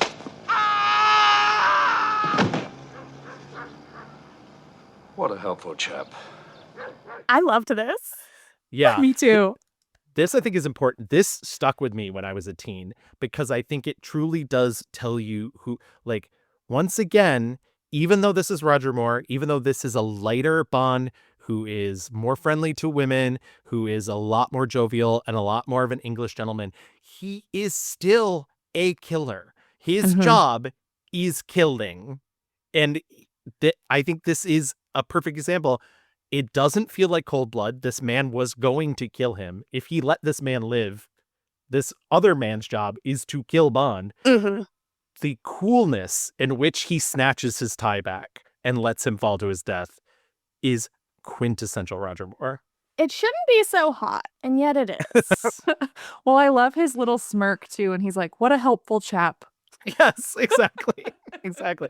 There are two people who can get away with like horrible death and quipping, and it's basically Bond and Freddy Krueger. Yeah. And that's Yep. Both gay icons. Exactly. At a light show taking place at the Sphinx with narration by our queer king, Charles Gray. Love him. Welcome back, Charles Gray. They should just have him in the background of every one of these movies. Bond looks for Feckish, seeing him sitting with Anya and having a serious conversation. There's nothing serious about this damn movie. However, Feckish spots Jaws and attempts to flee. Bond follows, but so does Jaws. Feckish is able to lock himself behind a gate, but Jaws bites through the chains and corners him. Those chains, by the way, black licorice. Really? Yep. Gross. Wow. He slams Feckish into a tomb wall and then bites his neck, killing him. Bond catches Jaws outside at gunpoint, but the lights dim and Jaws is gone, much like the other Jaws, leaving Bond with the body of Feckish and his notes as to where to find Max Kalba. Anya sees Bond leave the tomb and accuses him of killing Feckish. Two men attack him as she watches. Bond easily wins and tells Anya goodnight as he wanders away. How smooth is that? Like when he kills those two men and then just is like, good night. It's what I like about that too is that when he says, "Hope you enjoyed the show, good night," and Yes. he walks off and the music kind of swells, it feels like the end of a studio musical or something. Yeah. Like he's Oh my God. it's crazy. Yes. Like you're playing with so many different genres here, and it also just goes with how smooth he is. And you also just have to think, I think, with some of the Bond women you'll discuss right throughout the series, but you have to believe that they might, abandon their mission, or it might be a little bit trickier for them just because of how smooth and charming he is. And it works here. I think the other thing that's interesting at play, too, is sort of a reversal of a decision that was made kind of earlier on, which is that Bond is sort of no longer a celebrity, even though I think both Live and Let Die and Diamonds Are Forever and a little bit The Man with the Golden Gun, even though for some reason Scaramanga doesn't know what Bond looks like, even though he does. Anyways, I digress. Bad plotting. I think here it's very funny that she doesn't, like, she should know that this is the man who killed her lover. And that so does not come into play once again until much later into the film, because I think, behind the scenes, they kind of realize that, like, if you're a spy, you can't be a celebrity. Like, not everybody can know everything about you. The secret is a big part of the secret agent thing. And so, yeah, I like that he is able to give that chart. I mean, she clearly she tips her hat later that she knows who he is and whatnot, but I think she's genuinely caught off guard by that charm. I also love that she just watches and she's like, I'm not getting involved in that. That's not my business. Exactly. Good for her. Self-preservation. Not my monkeys, not my circus. You do that. At the Muhaba Club, and one costume change later, Anya spots Bond at the bar, and he welcomes her to join him. Bond lets her know that he recognizes her as Major Amasova, or Agent XXX. Anya, in turn, tells him she knows who he is and orders his martini, shaken and not stirred for him. She recounts his track record in the Navy and his license to kill, and mentions that while he's had many women, he has been married only once. When she brings up Tracy Bond's death, he stops her, and she comments that he's sensitive. Licensed to kill, and has done so on numerous occasions. Many lady friends, but married only once. Wife killed. All right, you've made your point. You're sensitive, Mr. Bond. About certain things, yes. And he leaves saying that he has a feeling they will meet again. Bond joins Max Kalba, the owner of the club, and tells him of Fekish's death. Anya joins them, saying she'd like to bid for the information Kalba is selling as well. I like this little bit of continuity because the movies don't always have continuity, and they don't necessarily need it. I think a lesser movie wouldn't give them this. Like the thing about this being a romance and that they need to fall in love is you need moments like this where they get to know each other. And I think also, once again, since we have more sort of redefining what a big screen Bond is like, it's nice to have that moment where she's like, you're sensitive. Because he is, specifically about the death of his wife. And I think it gives more good backstory to play with.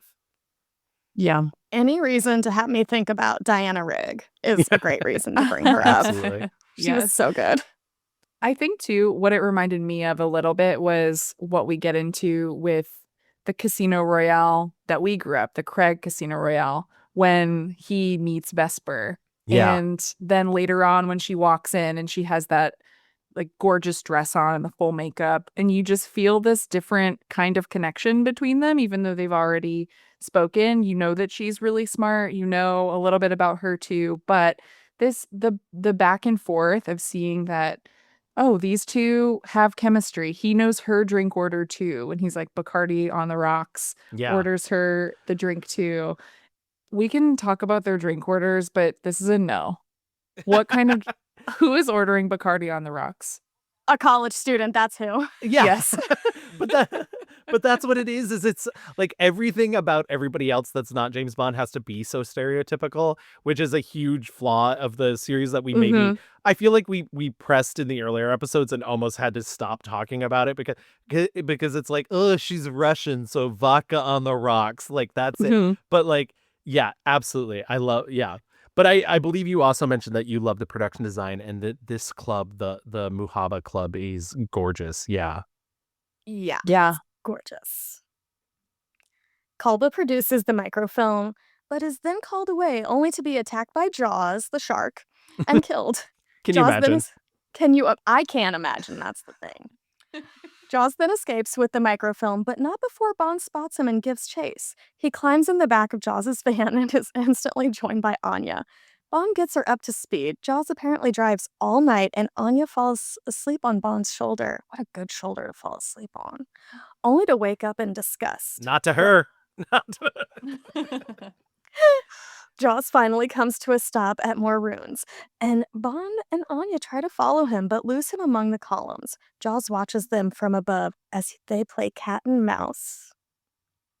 That's a sex game. Yeah. But and just real quick before I continue, I also love that, like, I know people thought that this movie was too long when it came out. I like that the movie breathes enough to give Jaws enough mystery to play cat and mouse with them, to do this sort of like Scooby-Doo, am I over here, am I over there? It's a very effective, and it's a little unnerving. It truly, because he's so tall and so big that for him to be as silent and mysterious, it's a neat filmic trick. I think so too. And that the fact that he's 7 feet tall and you don't see him go up there right to the high level to be able to look down at them. You're like, how did he do that? How does he do that? How does he become a vampire basically and bite people in the neck and kill them with the sharp teeth? There's a lot of mystery for someone who is so physically imposing that I feel like we don't see a lot. Yeah, absolutely. Also, listeners, this movie's 2 hours and 5 minutes. It is not too long by today's standards. I know. True. Finally, Anya spots Jaws' shadow. Bond tries to fight him hand to hand, but Anya pulls a gun and demands they stop. I love that she's like, oh, we don't have time for this. Come on, guys. Jaws tosses the microfilm on the ground, but is able to kick the gun from her hands. He picks up a club, but Bond is 2 steps ahead. Jaws swings, Bond dodges, and part of the ruins collapses onto Jaws. Egyptian builders, Bond quips, as Jaws' hand rises from the stone pile, revealing we haven't seen the last of him. When they were filming in Egypt, they basically had a government representative on set the entire time to make sure that they were not being culturally insensitive to the Egyptian people. So when they shot this scene, fearing that this would be a step too far, they had Roger Moore only mouth Egyptian builders and then loop it in post-production. That line, to this day, supposedly, gets a laugh from Egyptian audiences every time. So there's that. Great production trivia. Yes. Anya tries to leave Bond in Jaws' van, but Bond reveals he has the keys. He takes the film just as Jaws begins to rip the roof from the van. As Jaws continues to tear the car apart, Anya tries to get away and backs into Jaws. He then is able to lift the van, but as soon as he lets it go, she floors and drives away. There's a lot of jokes that could be easily read as sexist here about the fact that she can't drive, but it's stick shift. I can't drive a stick shift, so that is not inherently a woman thing. That's just a who the fuck can drive stick shift? And I know it's different over there than it is here, but B, that's her really like, this is another scenario where they're like, this is not a stunt driver. This is Barbara Bach trying to. So a lot of the quips and jabs that Moore is giving are improv, are just him making fun of her. Yeah, exactly. I love that too. Women drivers. Quiet. Watch this.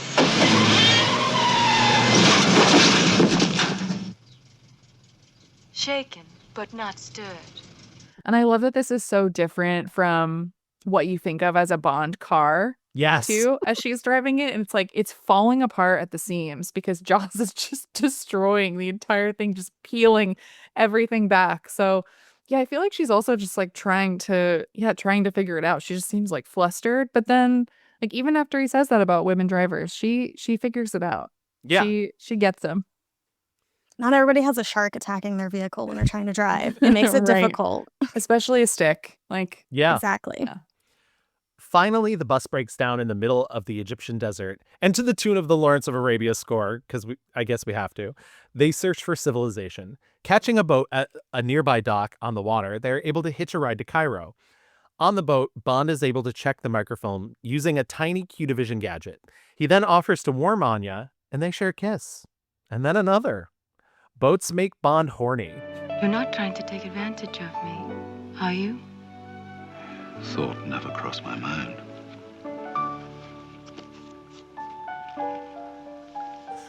She then takes a cigarette from her garter and blows a powder out the end of it, knocking Bond out.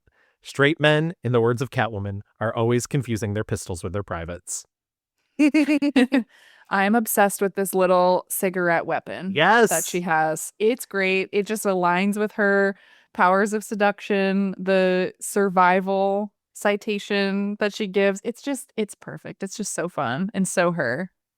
I feel like us gals, we might need to adapt that into our regular life. I like, know. Along with the I'm like, pepper spray. Can I and, have like, this? Exactly. Where did this come from? I 100% agree with you. I also just love the fact that it like shows that I think it gives more grace to this Russian secret service than they had previously in the past. That it feels like there are agents on James Bond's level, that there is a Q division in this Russian that is also like, here's a smart device you might need. Yeah, I love it. I need to get one. Bond wakes on the boat back in Cairo, and Anya is long gone with the film. He heads back to the pyramids, where MI6 is currently hiding one of their bases. He flirts with Moneypenny, missed her, before heading out to see M, only to run into General Gogol and Anya. But don't worry, M is there too, because everybody's besties now, RuPaul's best friends race. M informs Bond that MI6 will be working with the KGB in order to get their subs back. Anya says it was easy to get the film, but Bond counters it is useless as he discovered, after examining it, all the vital information is missing. They then bring the film to Q, and we got to figure this out. My one negative, total, once again, underuse of Miss Moneypenny. I worry, once again, this is me editorializing, as she gets older, as she ages, and Bond remains slightly younger than her, though not by a ton, I do worry that the film started using her less, and only eased up on that when they started casting younger Bonds and sadly replaced Lois Maxwell.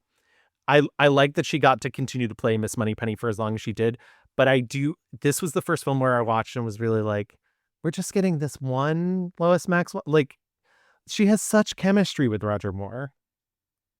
She really does. Moneypenny has always been one of my favorite characters and just additions to every film. So yeah, I wish we had more of her here too. Apparently Roger Moore also did. This is the movie where I actually did like 2 seconds of research, way more than normal. And I'm like, wait, Roger Moore and Lois Maxwell, they went to drama school together? Roger Moore was pissed when she was replaced? What? Roger Moore wanted Moneypenny. That's what he wanted. He really did. Oh. In Q's lab, he is testing out a tea tray that can... oh my God. In Q's lab, he is testing out a tea tray that can decapitate, a spring-loaded seat, a hookah that doubles as a gun, an oil gun, and a box that shoots a sword. Q informs them that he knows about the info on the film, but Bond is only interested in a tiny logo he notices under the schematics. Anya recognizes it as the symbol for the Stromberg shipping line. Bond points out that ultra-wealthy Carl Stromberg, our mystery man from earlier in the film, has a massive marine research base, and the two agents are dispatched to it by train in Sardinia. This goes back to my, like, Thunderball, you only live twice, like, there is a massive evil thing, and you wait until you're like, wait a second, maybe it's the big, massive, mysterious thing we should be investigating. You'd think they'd have a book of these logos just hanging out. They're like, that seems sketchy. Let's match some logos. It's always the logos that get them. What's this Tesla one? Anyways. After dinner, Anya and Bond retreat to their room, apparently getting along. He offers her a drink and she turns him down. As they both prepare for bed, Jaws, hidden in Anya's closet, attacks her. He's about to administer the killing bite when Bond hits him over the head. Still, Bond is no match for the sheer strength of Jaws.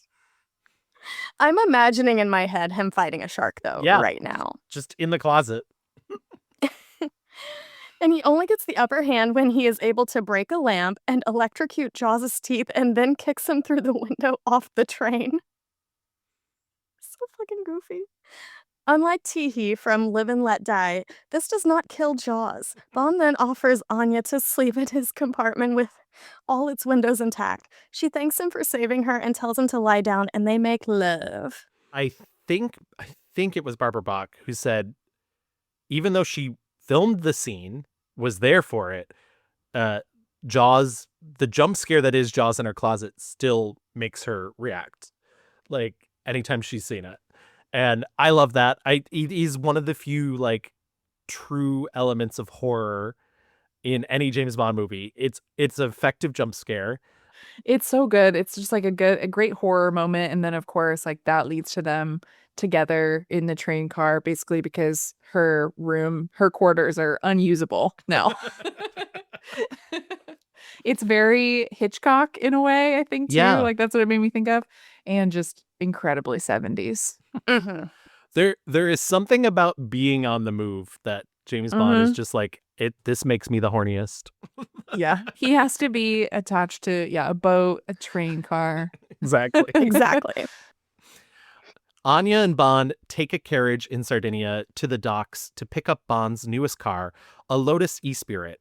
Q, once again, yay Q, gives Bond a rundown of the bells and whistles, but we, the audience, are too far away to hear it, which I love. I love the idea that, like, he's explaining the submarine, but in order to keep the audience in suspense, we don't get to hear it until later on. Anya addresses Q by his real name, Major Boothroyd, and before Q can finish his briefing, Bond speeds away, much to his annoyance.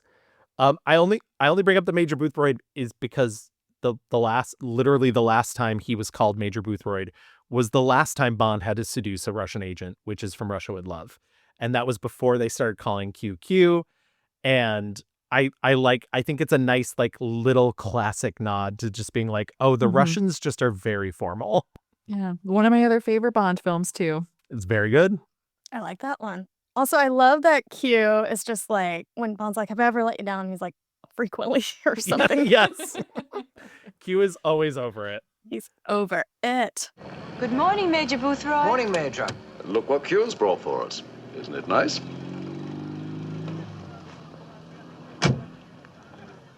Right. Now pay attention, 007. I want you to take great care of this equipment. There are one or two rather special accessories. Q, have I ever let you down? Frequently.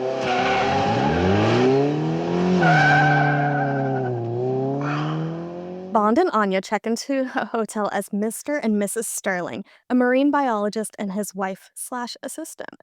Bond and Anya are collected by Naomi, played by Carolyn Monroe, and dubbed by an uncredited Barbara Jefford. Women are not allowed to speak in these movies. It's No. fine. Naomi is Stromberg's scantily clad assistant. As they speed towards Stromberg's massive, evil base, Anya is clearly annoyed that Bond keeps making eyes at Naomi. Get it, girl.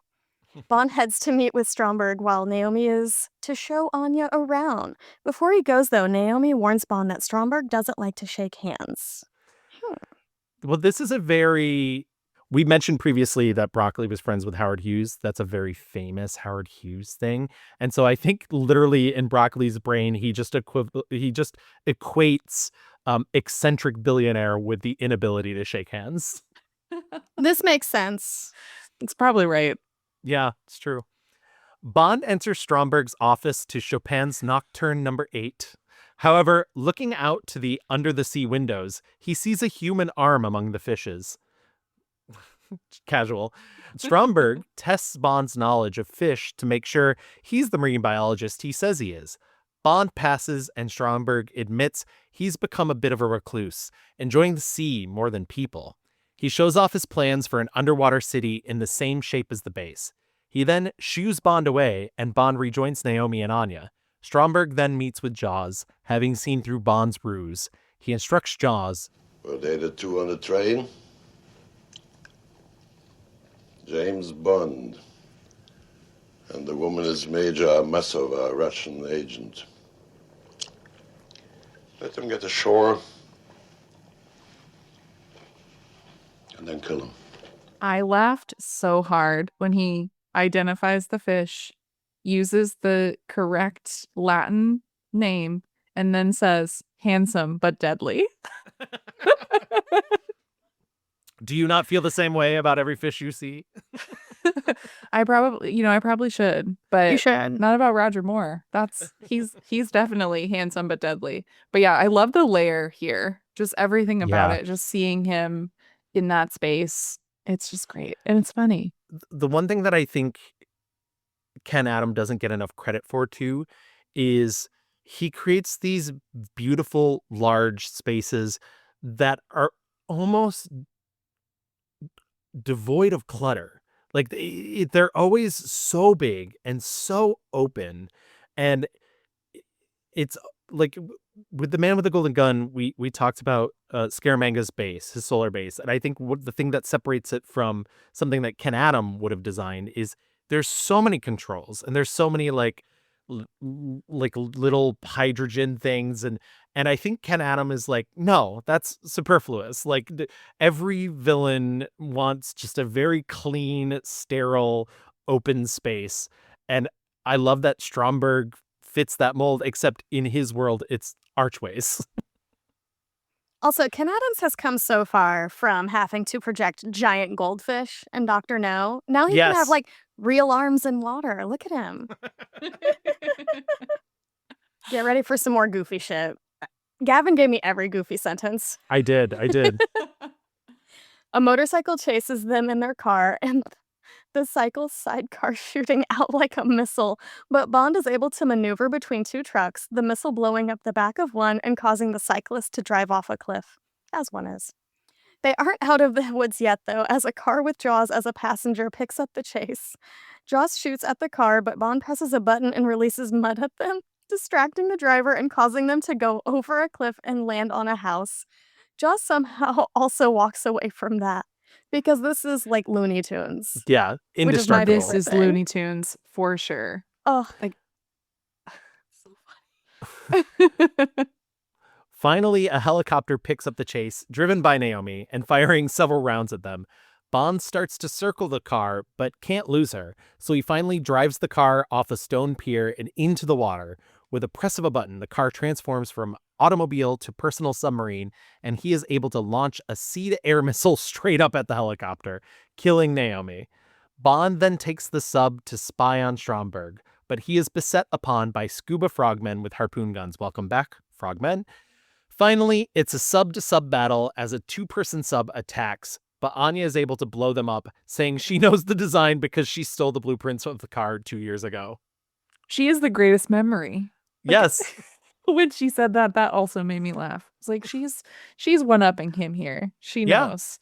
But this is again, it's just so funny. This is the Looney Tunes bit as it continues, I think, just more people going after them with different gadgets. But I mean, it is just so cool. I mean, it feels silly to say, but like when the car does go underwater and becomes that sub for them, it just really works. It really does. Where in the car do you think the surface-to-air missile is housed? That's a great question. I have no idea. Yeah. Do we think it's in like one of the taillights or something? Yeah, exactly. Just Probably. Just like something, somehow probably back there in a tire. I don't know. exactly. Who needs tires? But no, whenever Gavin asked if I wanted to do James Bond movies with him, and I'm like, never seen them. This is what I imagined from James Bond movies. Like, yeah, we can just drive underwater and it's a submarine. Yeah, this is this is the future. Like, this car is totally going to drive up onto an Italian beach because we need a good Jaws joke. Yeah. Much to the surprise of the beach goers, of course, including this guy, Victor. How do we say his last name? Torjansky. That's what I was like. Victor Torjansky, an Italian assistant director cameoing as a man drinking wine at the beach. Ooh, he has many cameos? Yeah. You know what? I'm going to have a little drink encounter for him. That was a ghastly in-joke of Lewis Gilbert and myself. The man is called Victor Turjansky. He was one of the best local assistant directors. I have done a few parts here and there, like helping out, at the last moment when an actor was not on time or something. And they asked me to do it, so I said, well, let's try. Can I use a bottle? So I take like a double take. I was looking first at the Lotus, then at the bottle. He said, do anything you want to do, and let's see what happens. But he was happy. Yeah, literally the next 3 Bond films were all filmed partially in Italy. And it becomes an inside joke that this is the Italian assistant director. And so you'll see him again, Chels. I love this. I also would like to be drinking wine at a beach. He is the better version of the sheriff recurring gag. Dear God, kill that man. Yeah, he's gone. It's fine. But also, when Bond rolls down that window and drops a fish out, I screamed. Oh, they're like speeding away, this super spy couple, and then he's just. It's so goofy. It's very good. Back at their hotel, Bond receives a message that Stromberg's tanker Liparis hasn't docked at any ports for the last 9 months, and Bond accidentally reveals he's responsible for the death of Anya's former lover. She gets even more upset when Bond doesn't even recognize them. He explains that it was self-defense, but she warns him when their mission is over, she will have her revenge, and Bond will die. When someone's behind you on skis at 40 miles an hour trying to put a bullet in your back, you don't always have time to remember a face. In our business, Anya, people get killed. We both know that. So did he. It was either him or me. The answer to the question is yes. I did get him. Then, when this mission is over, I will kill you. After boarding an American submarine, all the sailors are very excited to have a woman aboard. I get it. Sailors. Sailors. Yeah. A lady.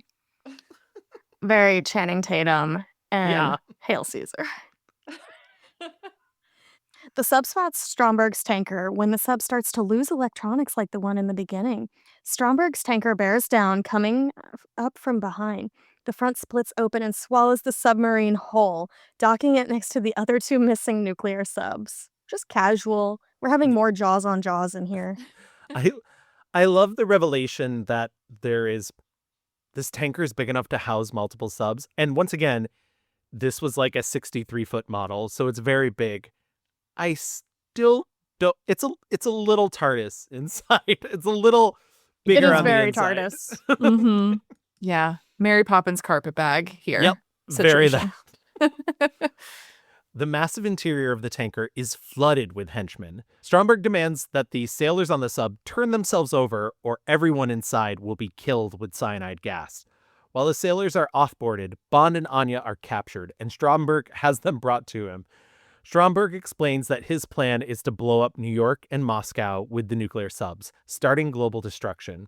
He also explains he's not motivated by money. He just wants to restart civilization under the sea. The British and the Russian subs, now called Stromberg 1 and 2, depart, heading to start the billionaire's apocalypse. There's so much I want to say about all that. The first being, I love that James Bond is like, we're going to hide and pretend that, and Stromberg's instantly like, yeah, those two, bring them to my office. Mm-hmm. Exactly. Well, and how she also at first has her hair, we have to bring up her hair again, tucked up in the hat. And then when they pull the hat off of her, she just does the perfect hair flip. She's like, I'm here. I am a woman on board. But yeah, it's like this whole section of the movie for me just escalates so quickly. It's Yes. like all of a sudden, not only does he want to build this new civilization under the sea, we're nuclear warfare, decimating two of the biggest cities. Like it's so, and I think this is where, if we talk about like things that maybe don't work as well in the movie for me, like the pacing of this part of the movie, really, I think this is when it gets stretched out. I think, and I love a slow pace, but it's not so much the pacing of it. It's more so just getting all of this at the end, and that detail of, oh, by the way, now I also know that you killed my former lover. I'm going to get you at the end, tacked onto it. It's just so much right at the end. And also, I think, and we've talked a bit about this in the Roger Moore era, there is action scene bloat, where I get that you want these action scenes to go on for a while. But they take up so much screen real estate that after your like 16th explosion, for me at least, I'm a little exhausted. I'm like, we could be doing anything else, guys. And so I think for me specifically, I agree with you, but I think that's also a huge part of that problem, where so little of it is actually plot, because so much of it has to be ceded to sailors being thrown over a railing and like, yeah. Very that. Stromberg separates Bond and Anya, launching a speedboat carrying himself and Anya back to his Legion of Doom headquarters, which he has dubbed Atlantis. Don't worry, the boat is only a model. I'm not cool with updating a movie years after, but if there's one shot I would change in this movie, it's like it looks like Todd Haynes Superstar. It looks like Barbie boat, like, oh my god. It's wild.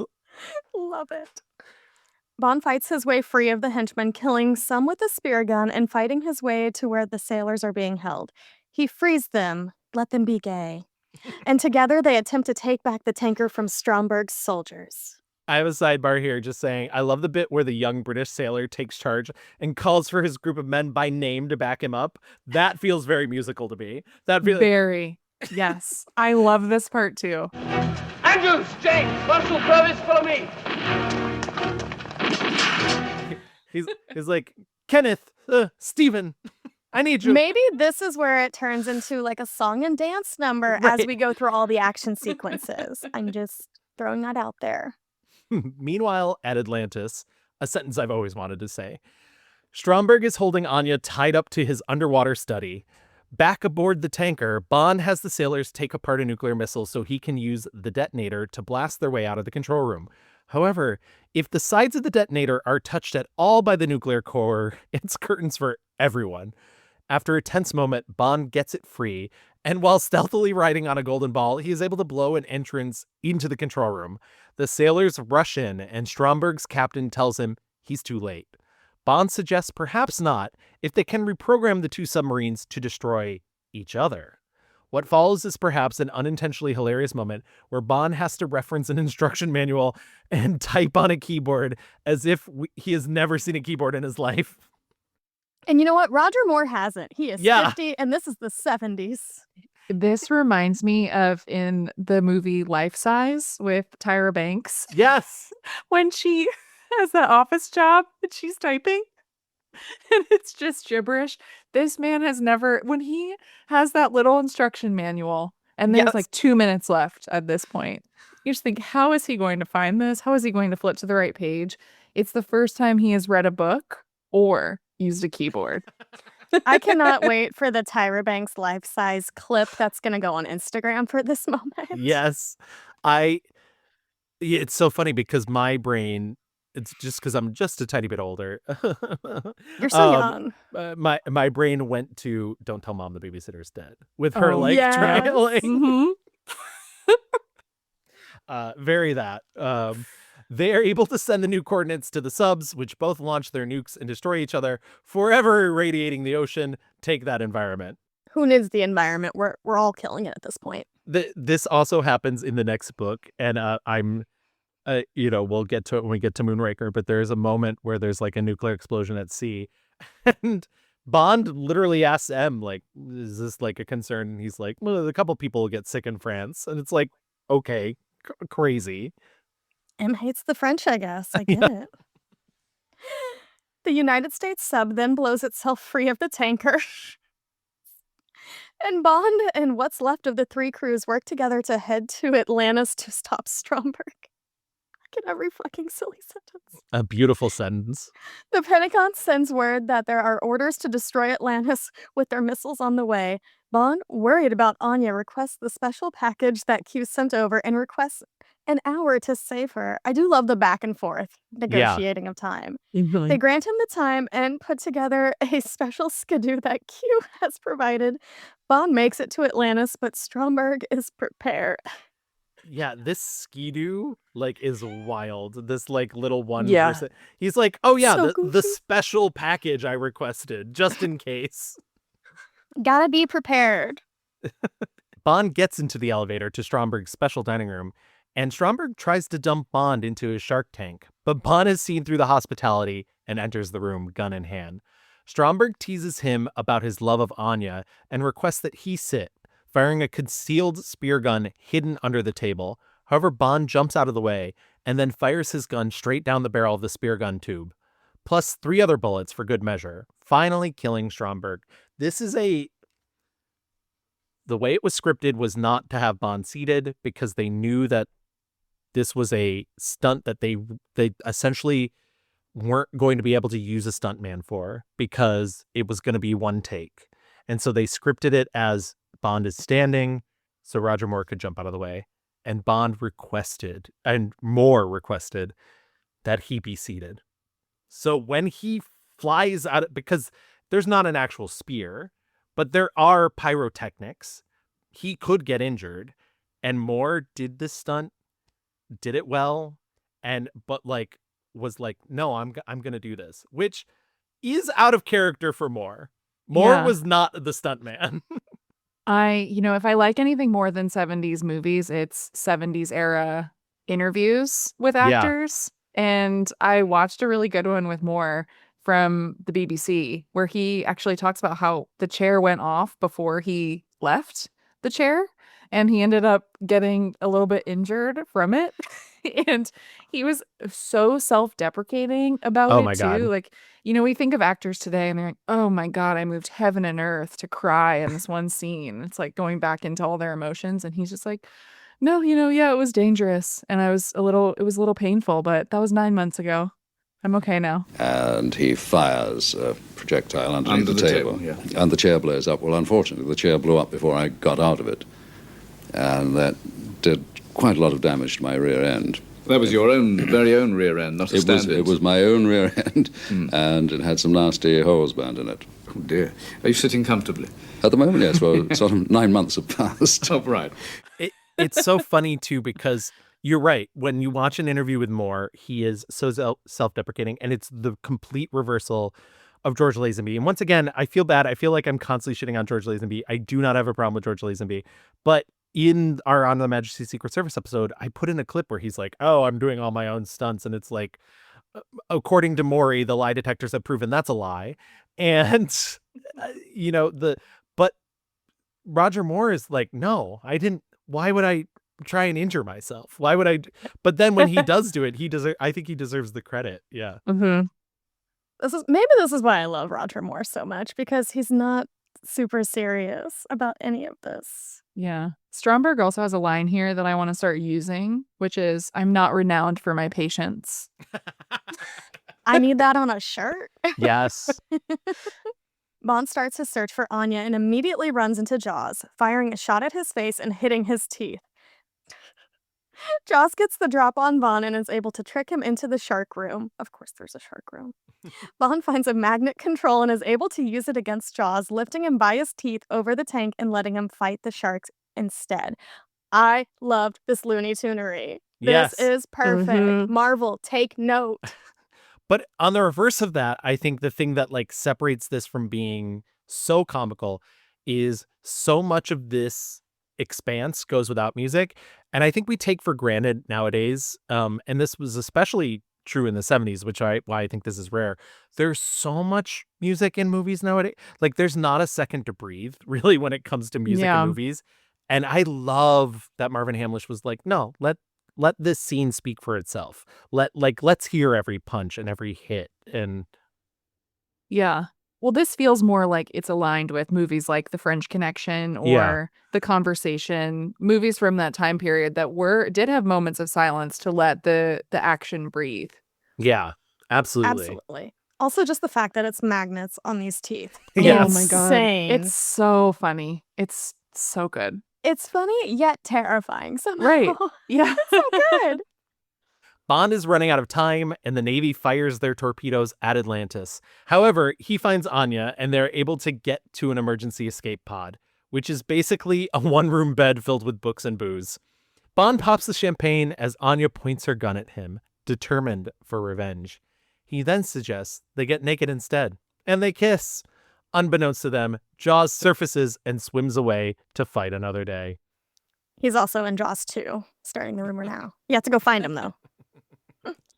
I mean, he did fight a shark. He did physically bite a shark. And the shark did great work. Great actor. I love when he bites the shark.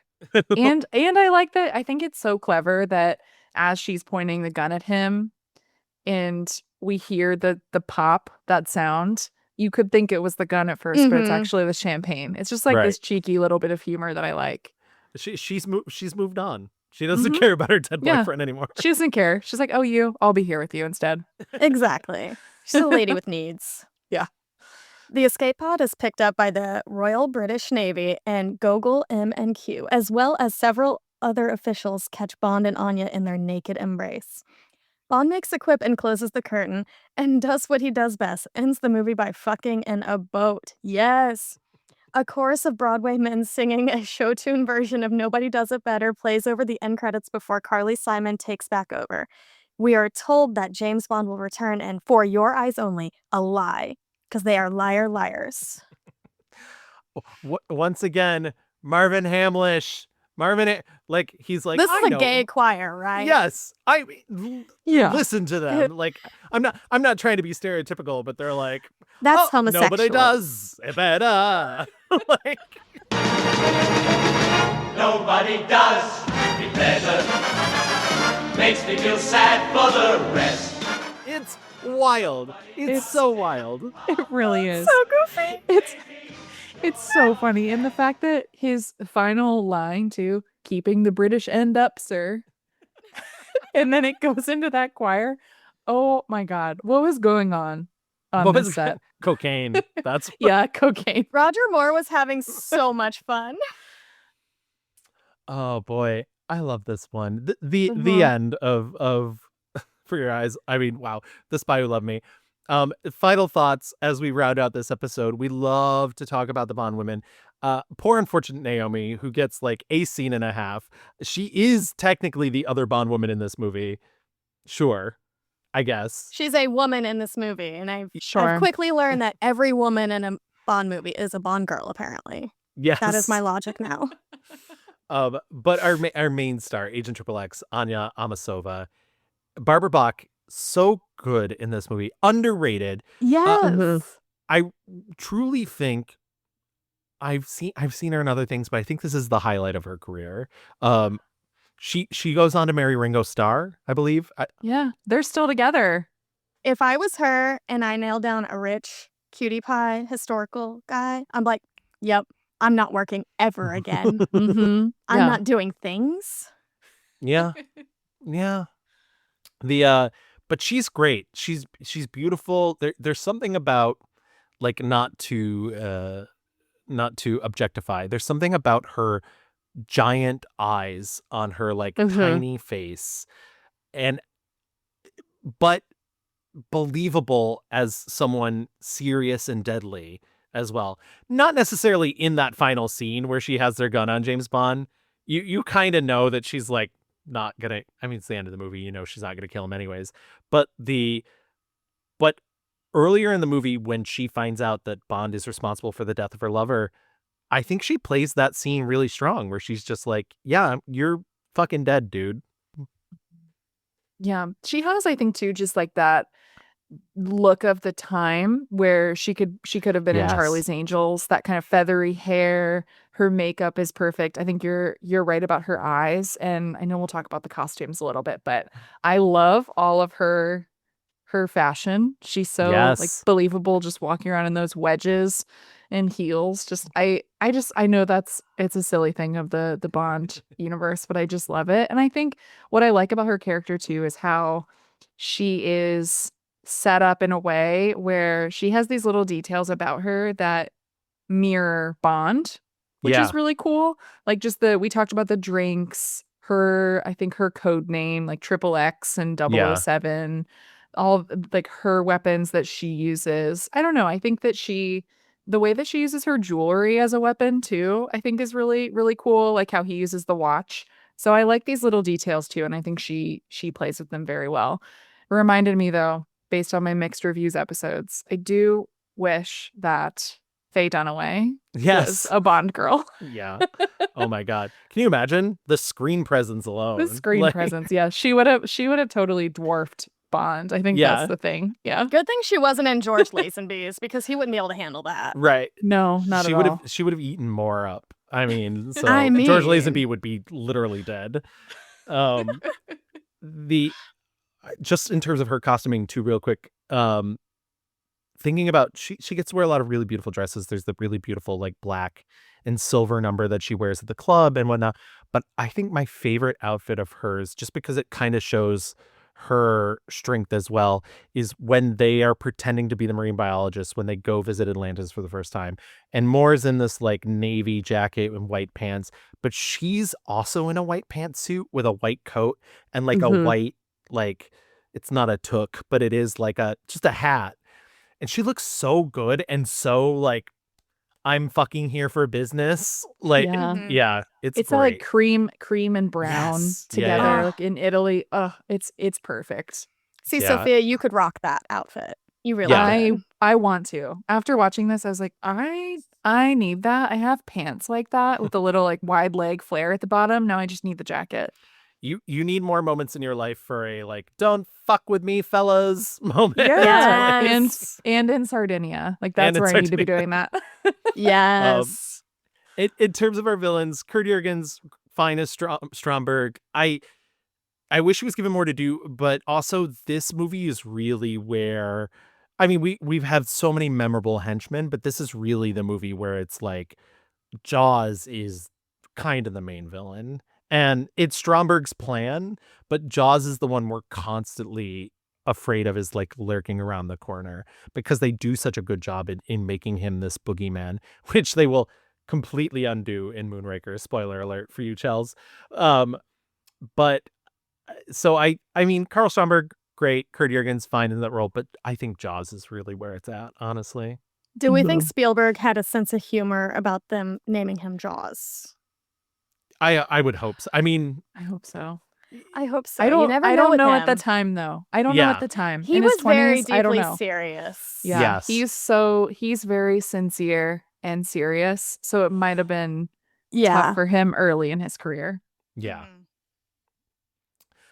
Gadgets. We love to talk about the gadgets. There are so many little. I mean, this is really the first time we've seen the Q division before with its like multiple gadgets, but this movie like is the first one to really go out of its way to be like, here's 5 or 6 jokes right in a row. There's like the tray that decapitates, the hookah gun. But I Bond has a message watch earlier in the movie, which is a Seiko 0674. And I only bring that up because it's product placement. It was a product placement decision. The car itself, the Lotus E-Spirit, which I love, but I know is a little controversial because there are a lot of Bond fans that think it's ugly. I think it's very chic for the time. We need Yeah. to I be think able to it's have fun. fun. Yeah. I like that you both were It's like fun. We're like, it's fun. It's Yeah. fun and functional. It's a different. I don't know, and I like how it came to be. So Mhm. even though it's not, I think my favorite car design wise, I just like how it came to be in the movie. So But it is your favorite submarine in the Bond franchise. of course, yes, and I, as mentioned earlier, would like Elon Musk to try it out himself. Just for Please. funsies, just to see. I believe in him. Nobody's ever told him that before. No, I mean, that's why he is the way he is. Mhm. And I think the standout goes without saying, though, is the paralyzing cigarette, which is so funny I because need it. it's the gadget that does not come from the Q division. But once again, much like You Only Live Twice, we are delivered a non-Q division gadget hidden in a cigarette that is cooler than anything Q has provided for James Bond in the film. I need one. I also like her cigarette case. Yes. That's in too. That's just so chic and cool, and how it's like Gavin, I should get us like Ugh. Q Division cigarette cases, but we can put like candy cigarettes in them. Yeah. there you Yeah, go. kids. Sophia will send you one. Yeah, thanks. Kids don't smoke, but also like, You could fake smoke. It looks cool. yeah, Mhm. exactly. And then just a bonus round that we've been trying out with Moore. I would love to talk about Moore's suits. Once again, no costume designer listed, which is crazy. Moore's tailor is Angelo Roma. As I previously mentioned, Cyril Castle, who was his tailor in the previous film, had to go into tax exile because no one's paying their taxes in Britain, apparently. The wardrobe supervisor that's listed in this film is Rosemary Burrows, and the fashion consultant is Ronald Patterson. I love that I was going to be like Robert Pattinson. I have like a little like 9 square box of just some of Moore's fashions.